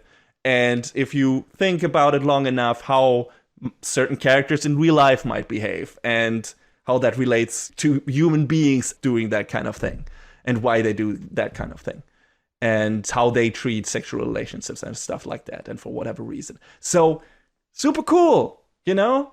They make it just easier for you to understand by making the hook this carnivore herbivore dynamic and extending that to a lot of the relationships in the show. But if you look close enough, you see this as an analogy or as a metaphor for certain character aspects that you recognize in a lot of people in real life. So this is just an interesting storytelling tool. And I think it's utilized very well in this show. And the different facets of attraction and primal urges are definitely a factor in Haru's relationship with Legoshi, but it's not the focus, in my opinion. Because these kids are slowly falling in love, which is super problematic in this society. And Legoshi having and wanting to resist one of the most basic aspects of his animal nature. And the same goes for Haru as well, to an extent. I don't want to go into details because it's kind of spoilers in regards to the back half of the show. But it's super interesting how that is realized in this show. And you wouldn't think that, you know, a blossoming romance between a wolf and a rabbit would be something you would like to see and watch, maybe. And that is actually something that feels meaningful and deep to a certain extent, at least when it comes to emotional depth. But it is. And it feels like that. And for example, when Legoshi and Haru see each other for the first time properly, that scene is really cute. It made me smile from ear to ear. And their relationship is complicated, but super heartwarming. And I really hope it won't end in tragedy. Like, these two kids deserve to find happiness, and I hope it's a shared one. And don't get me wrong, the ending of the first season leaves us kind of a hopeful note in a way, but also kind of, I don't know, bittersweet, melancholic. So I don't know where this is gonna go. I don't know if that relationship is actually gonna work out, if Legoshi can make it work out, if that is the life he can live, if that is the life Haru can live, that she wants to live. And I really want to see how this turns out, what happens to those two. Because I really like both of those characters a lot. Haru as a character herself is also, you would expect her with her place in society to be like this really demure, also soft-spoken, timid person, but she really is not. She has a mouth on her. She is really, she can be really snarky and straightforward. Because, like I said, she's throwing herself into her life and she's not scared to verbalize her thoughts most of the time. And it's also really cool and refreshing when it comes to this kind of character. So, yeah, I like these two characters. I like our two mains. I think they're fantastic. John, what did you think about Haru? I mean, she was definitely more than she let on at first. But, that was part of the character building that, she definitely didn't know what she wanted out of her question mark relationship with Yeah, definitely. Lego C. And, things happen. And I don't know if it seems like she ended up where she didn't expect. And, whether or not that's good for her, good to her, I think that remains to be seen because, she's like everyone else in this show, she's still figuring it out. So it made her a lot more interesting of a character than I was expecting. Yeah, and that goes pretty much for everyone in the show. I mean, the cast at first glance is gigantic, but the focus is really on like these three characters. Yeah. It's Legosi, it's Haru, and it's Lewis, which we haven't talked about yet. So let's do that. Who also has a relationship with Haru. Different kind, though. Okay, so Lewis is the stud of the school, basically, and tries to become the next Beastar. And we haven't really gone into what a Beastar actually is. It's kind of a title for someone who becomes the, I guess, most prestigious person in the school, like the hero who has made a great achievement during his or her school life, and basically rises above all the prejudice in society. I don't know how exactly this works because the show hasn't really gone into the mechanics of it all, but I guess he would become a privileged person of political power. At least that's what the show makes it look out to me. Because I think the current mayor of the city was a Beastar as well, if I'm not mistaken. So yeah, that is the thing that Lewis wants. That is his entire life, because he is trying to escape from his role as prey and wants to become as strong as a carnivore. For many reasons, which I can't go into because it's a giant spoiler, he has like this very fractured self-image. And again, a lot of emotional baggage, and tries to change his place in society and wants to change society itself. Like, he has great ambitions. But that also makes him an incredibly driven character who's willing to do a lot of things to make his vision a reality. To what lengths he's willing to go to make that happen, we see a bunch of that in this first season. I'm willing to bet that there is going to be a big reveal down the road that like makes him even more of an antagonist than everything else. But that could also be a red herring. I'm not sure. Right now, he is a character that I have my eyes on for certain reasons. So we'll see. We'll see what happens with him. But he is, like I said, this really driven character who only believes in his own strength and is, because he's a deer, and we said it before, too prideful to rely on others. And, that brings problems with itself. He's kind of a distant. He treats other students, other class members, the people from the drama club with respect. He's strict, but he's respectful. But he's putting in all of the stuff on himself, the organization of the play, all of that. He's the main star. He is doing all the dialogue, whatever.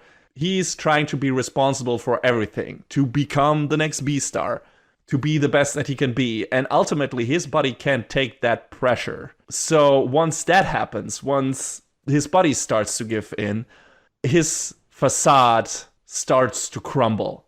Mm-hmm. And this is really interesting turning point for that character, because at that point he's the main star, he's the main attraction of the show. Like, all the other characters, like, oh, here comes Lewis, oh my god, he's basically just a golden aura around him everywhere he walks, like this revered figure. And then shit starts to go wrong, and he has to basically do this mind over matter thing where he tells him, no, I'm not hurt. I can do this all on my own. I can't rely on others. No one can help me. And that just weighs on him so heavily that he just fucking caves at a certain point. He just fucking fets. And that's also an interesting part in Lugosi's storyline, because he has to step in and stuff happens and makes Lugosi go through a development and everything. So these characters are, without knowing it in the beginning, going to have a deeply intertwined development coming from very opposite ends of the spectrum when it comes to their standing in society. Not only because they're carnivore and an herbivore. And also, they have a shared relationship, kinda, with Haru, because she is in one, sorta, with Lewis, but he puts his career and his standing in society over Haru. Like, he hides their relationship and later hesitates in an important moment because he is afraid the wrong move will kill his societal standing and all he's worked for. And that puts him at odds with Legacy. Because for Legacy, Haru is the most important thing at that point in the story. So he's a really interesting character. He's very complex. He's got a lot of emotional baggage, like everyone in this show. And he gets only more interesting as the show progresses. Like, there's a lot of shit happening with Lewis' character that you might not necessarily see coming. And it's riveting to watch. There's also, without going into any spoilers, apparently a scene that was in the manga that wasn't in the show that kind of removed context for one of his actions later on. And it's kind of weird because I wonder if they're going to use that in maybe like, I don't know, a flashback in the second season or something. But it seemed pretty important to what happens. It is. I think they excluded that to make the thing that happens in like the second to last episode or whenever that is much more surprising. More of a what the fuck moment. Yeah, you're right. It's like, okay, we're missing some context here. Why is this happening? It feels like they took it out to have a bit more of shock value for the developments that happen later. That could be. Maybe. The thing is, will that bite them in the ass when it comes to character development? Or will, like you said, they include that in the flashback scene in the second season? I don't know. We'll see. It's interesting. But we get filled in enough on his background that we never question why he does what he does. Kinda. So it feels like this was just basically a surprise that they just bottled up and kept for later in the show because they felt like this would be more of an impactful moment than it would have been if they left it in there in the earlier scene from the manga. So we'll see. Maybe they'll bring it up. I feel like since that scene is related to another character in the show, not necessarily the main cast, but one of the side characters that becomes more important for a couple of episodes. It feels like omitting that scene when it comes to the relationship between Lewis and that character would be kind of a waste, probably because I imagine something would result from that. Yeah. Right? I mean, maybe that character will talk about it later on, and that's how they will. That character is Bill the Tiger, by the way. I don't know why we're excluding his name. That's not really a spoiler. Yeah. But yeah, so yeah, we'll see. We'll see if that thing between Lewis and Bill will actually come up, or if they try to solve that kind of conflict in a different way. I don't know. But I'm willing to trust the people who adapted this and the story so far that they made the right choice here, because it feels like a really well-constructed story in the first season. And I think it was if something really glaring was missing, it wouldn't feel like that anymore. So I wonder if it just took it out there because they thought it wasn't necessary, because they wanted to keep the surprise for the end of the season, or if they're going to keep that for a second season and put it into a scene or a place in the story where they think it's going to be more impactful or more interesting. So yeah, I like what they did with Lewis in this first season. John, how did you feel about Lewis, how his character was treated, his relevance in the story and everything, and where he ended up and stuff like that? I mean, his very almost cold, calculating nature sort of, I guess, I don't know if I would say it matches up with, the regal image that, we as humans sort of ascribe to an animal like, a red deer like him. But it made him interesting to see his inner workings. And when, everything sort of starts to crumble around him, it definitely, man, yeah. I don't know if I felt bad for him per se, but in a way you do, especially once you know where he's coming from. Yeah. Because he's only partially responsible for what is happening to him at this point in time. Yeah, I mean, I guess, circumstances go beyond his control sort of thing and just him trying to recapture what he had and not quite sure how to go about it. It just seeing that sort of spiral out of Yeah, control is just it's harrowing to watch. it is. It's But it makes for an interesting character. Most definitely. So, yeah. I think another small character we could highlight before we wrap this up is Juno, who is like this other wolf who falls for Legacy hard. And of course, this turns into a love triangle with Haru. Or should I say quadrangle? Because I guess Lewis is also involved with Haru. So maybe, I don't know. But yeah, she is like super smitten with Legacy and doesn't initially realize that he is interested in another girl. And once she does, things get complicated. yeah. But she's also interesting because she's not willing to just throw in the towel because Legacy is interested in Haru. She's willing to fight for this. The question is she doing that for the right reasons? Because it feels like at points it feels like she only wants Legacy because that's what society expects of her. Because she's also a wolf, and wolves need to be in relationships with wolves, so that's what you do. And yeah, so it feels like her and Legacy's values are completely different. And I think Legacy even says as much at a certain point. And it's really interesting to see her try her darndest to pull him over to her side. But yeah, that being kind of a problem because Legacy, for many reasons, only has eyes for Haru, kind of. Because she means something completely different to him than he means to Juno. And yeah, it's really interesting to see how these characters basically clash with each other. And I'm expecting there's more to come from that part of the story in the second season. I don't think this is the end of that, or where the finale of this season leaves it for those characters. It's also really interesting to see that Juno easily overpowers Lewis at some point, which is a great way to show that on a basic level, carnivores are generally stronger than herbivores in this world, or at least if they're the same size. And that was an interesting part, because she is not that kind of character, really, initially, so you don't expect her to be able to do that, but she easily does it. So yeah, that's how the world works in this show. So it's interesting. Yeah, and yeah, I expect her character to be more important in the second season, because that's sure what it looks like. But yeah, this was the first season of Beastars. And like I said, it's plot-wise, it goes into small interesting ways where it's like, hey, okay, there are these dark undercurrents in society, and there's a lot of shit going wrong. There are bad carnivores out there. There are fucking Yakuza lions, for example. And a bunch of shit happens in the finale of the show, where, the relationships that have been built up between between the main characters become very important. So yeah, I loved it.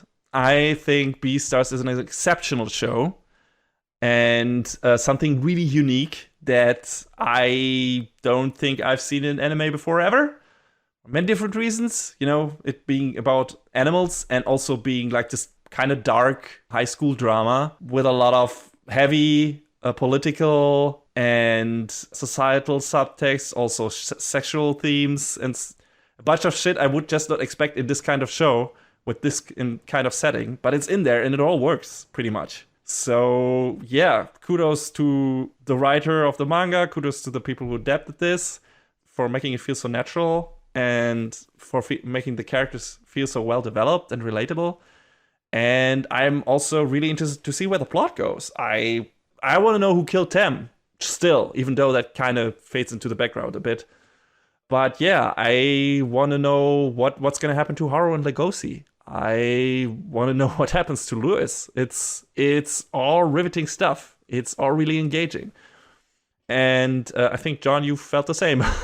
Oh yeah, definitely. Like went into its story of how many other shows sort of pick up out of curiosity, didn't know what to expect, got a pretty damn good story with definitely multifaceted characters that really gripped me. I guess you could say it got its claws in me.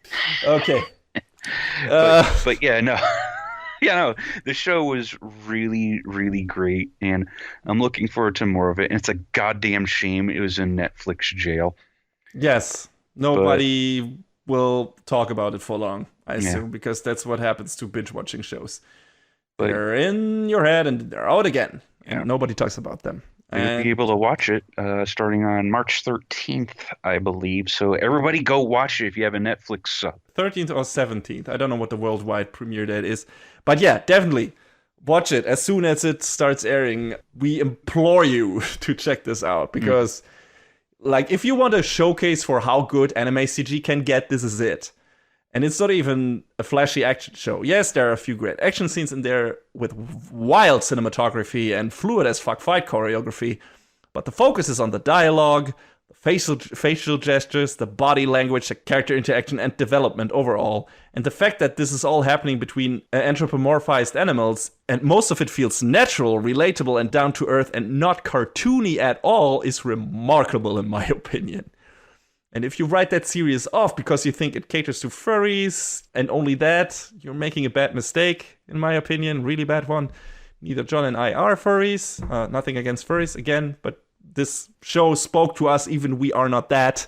So believe it or not, I think I speak for both of us when I say this is an excellent show with a unique and impeccable presentation that will pull you in on an emotional level if you let it. And it's incredibly well written. And relatable characters will make you wish the best for them. And it also gives you some food for thought and an interesting prospect for future developments. So yeah, everything you could want from a good show, in my opinion, is in there. And I can't wait for season 2, which has already been confirmed. So there's that. All right, I guess that's it for the reviews for fall season 2019. So nothing else left to do but choose our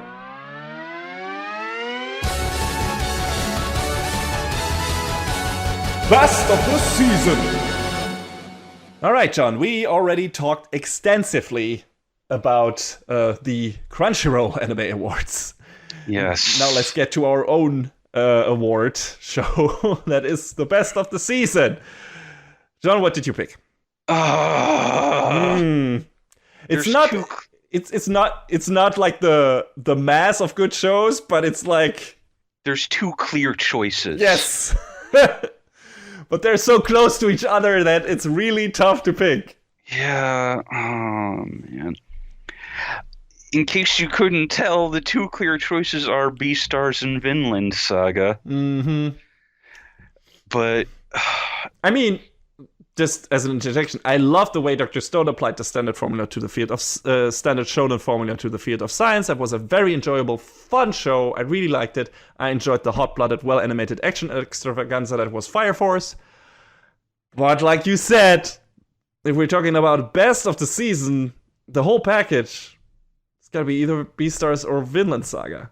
And the choice is a tough one. yeah, it is. I mean, Beastars is this awkward story about growing up and learning about yourself and everyone around you and figuring out how do you interact, how do you adapt to things that are going around you. Vinland Saga is this crazy tale of revenge and trying to find a reason, a justification for this this one singular drive. And both of these shows execute on both of those concepts so well. What's your choice? Yeah, well, just like for you, it could be either of those two shows. Like, Vinland Saga is one of the best-looking, traditionally animated shows I've ever seen. Beastars probably the best-looking CG anime I've ever watched. Both shows have fantastic soundtracks. They have both riveting plots, incredibly well-written, relatable characters to an extent. Some interesting themes to chew on. Two great anime packages all around. I think I'm gonna give it to Vinland Saga, just because I have been waiting for this adaptation for so long, and it turned out better than I hoped, that I could ever hope. Also, we still don't know if the second season will happen yet. And a Yeah. second season for Beastars, on the other hand, has already been confirmed. I think it's gotta be Vinland Saga this time. Like I said, it could be either, and you definitely should watch both. Definitely. But this time, I will choose Vinland Saga as my pick for best of the season because, this is just, hey, I've waited for this a long time, and it was fucking great. It was even better than great. It was fantastic. And if I don't get another season of this, I will cry, but at least I did the right thing and chose it as best of the season once. So there's that. And yeah, that will make me feel better. But again, it could be Beastars as well. It's fantastic. But maybe the second season of Beastars will be even better. Who knows? And yeah, then I get to choose that as my best of the season, unless it's running alongside of another great thing. We'll see. Whatever happens. I don't know when the second season is hitting. With my luck, it's hitting with the fourth season of Attack on Titan and the second season of Promised Neverland, or the second season of Made Abyss. These things tend to happen, which sucks. But oh well. But yeah, for now, it's gonna be Vinland Saga. I love Beastars, but I just have been waiting for Vinland Saga for so long. So yeah, that's the reason. That's why it's gonna be it. It's also a crime because both shows are on services that don't normally favor like the consumption of anime. I don't like using the word consume. Yeah. But it's a shame because a lot of people probably haven't checked out these amazing shows. That's why we're telling to anyone who listens to this little podcast, please watch both of them. You can't watch Beastars yet legally, but once it comes up on Netflix, do it. And Vinland Saga you can already watch. Just, I know, Amazon, extra money, whatever. Just fucking do it for 1 month. That show is worth it. Just seeing Vinland Saga, it's definitely worth it. Yeah. So, and Beastars is worth it to just, subscribe to Netflix for 1 month and watch this show. Definitely. Just fucking do it. Both of those shows are great. John, you haven't chosen yet. I was hoping you'd forgotten. Nah, I never do. I know you don't. God damn it.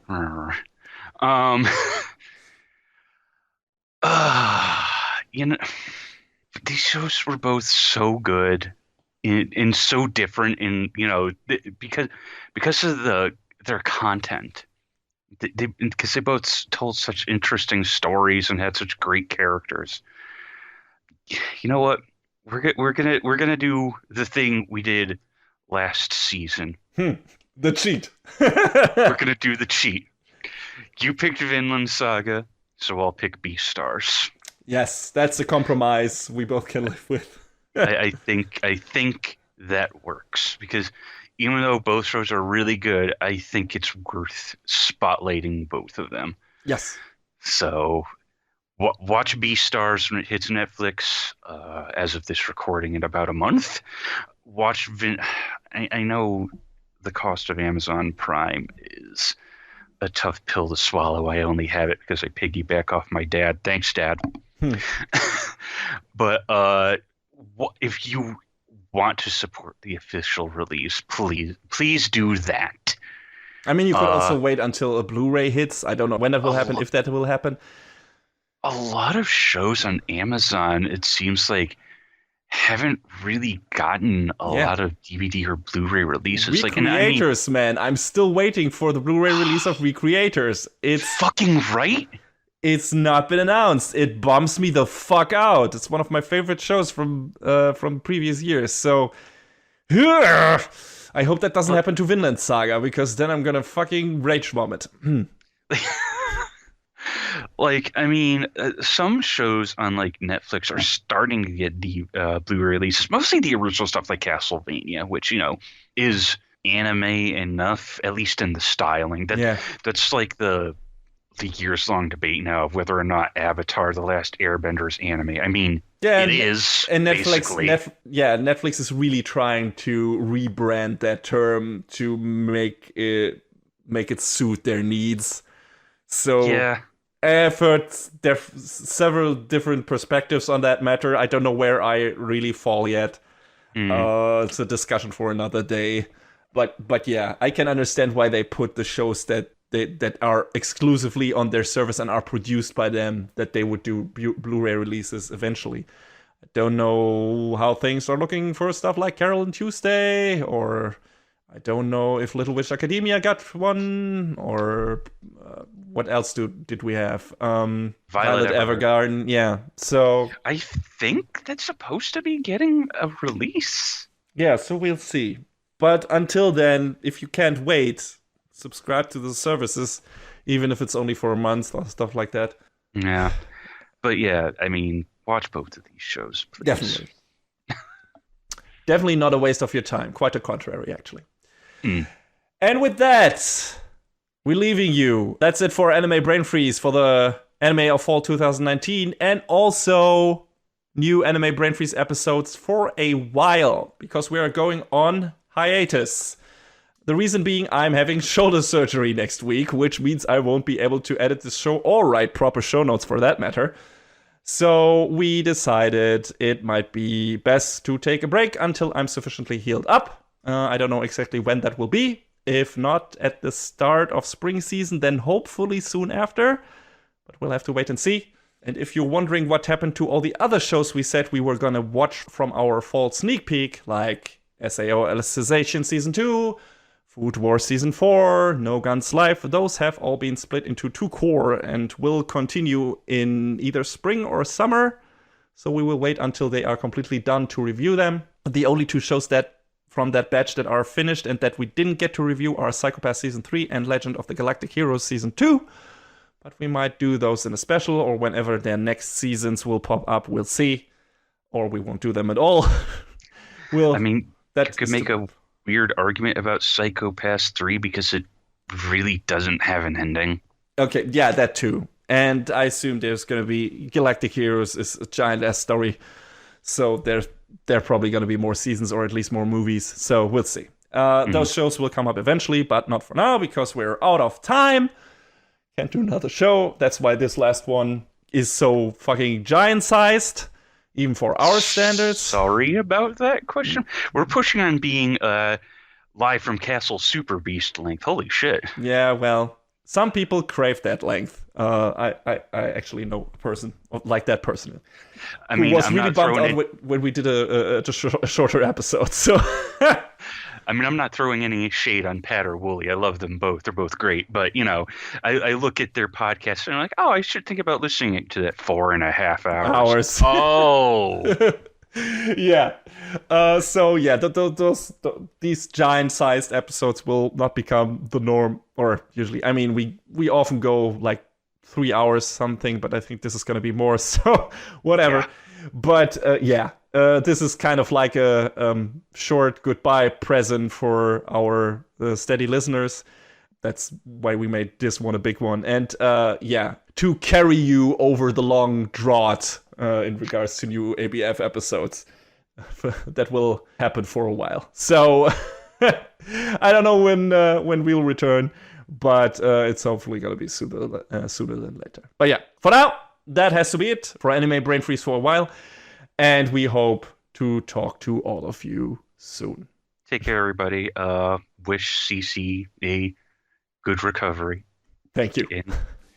And hopefully we will see you sooner-ish rather than later-ish. Indeed.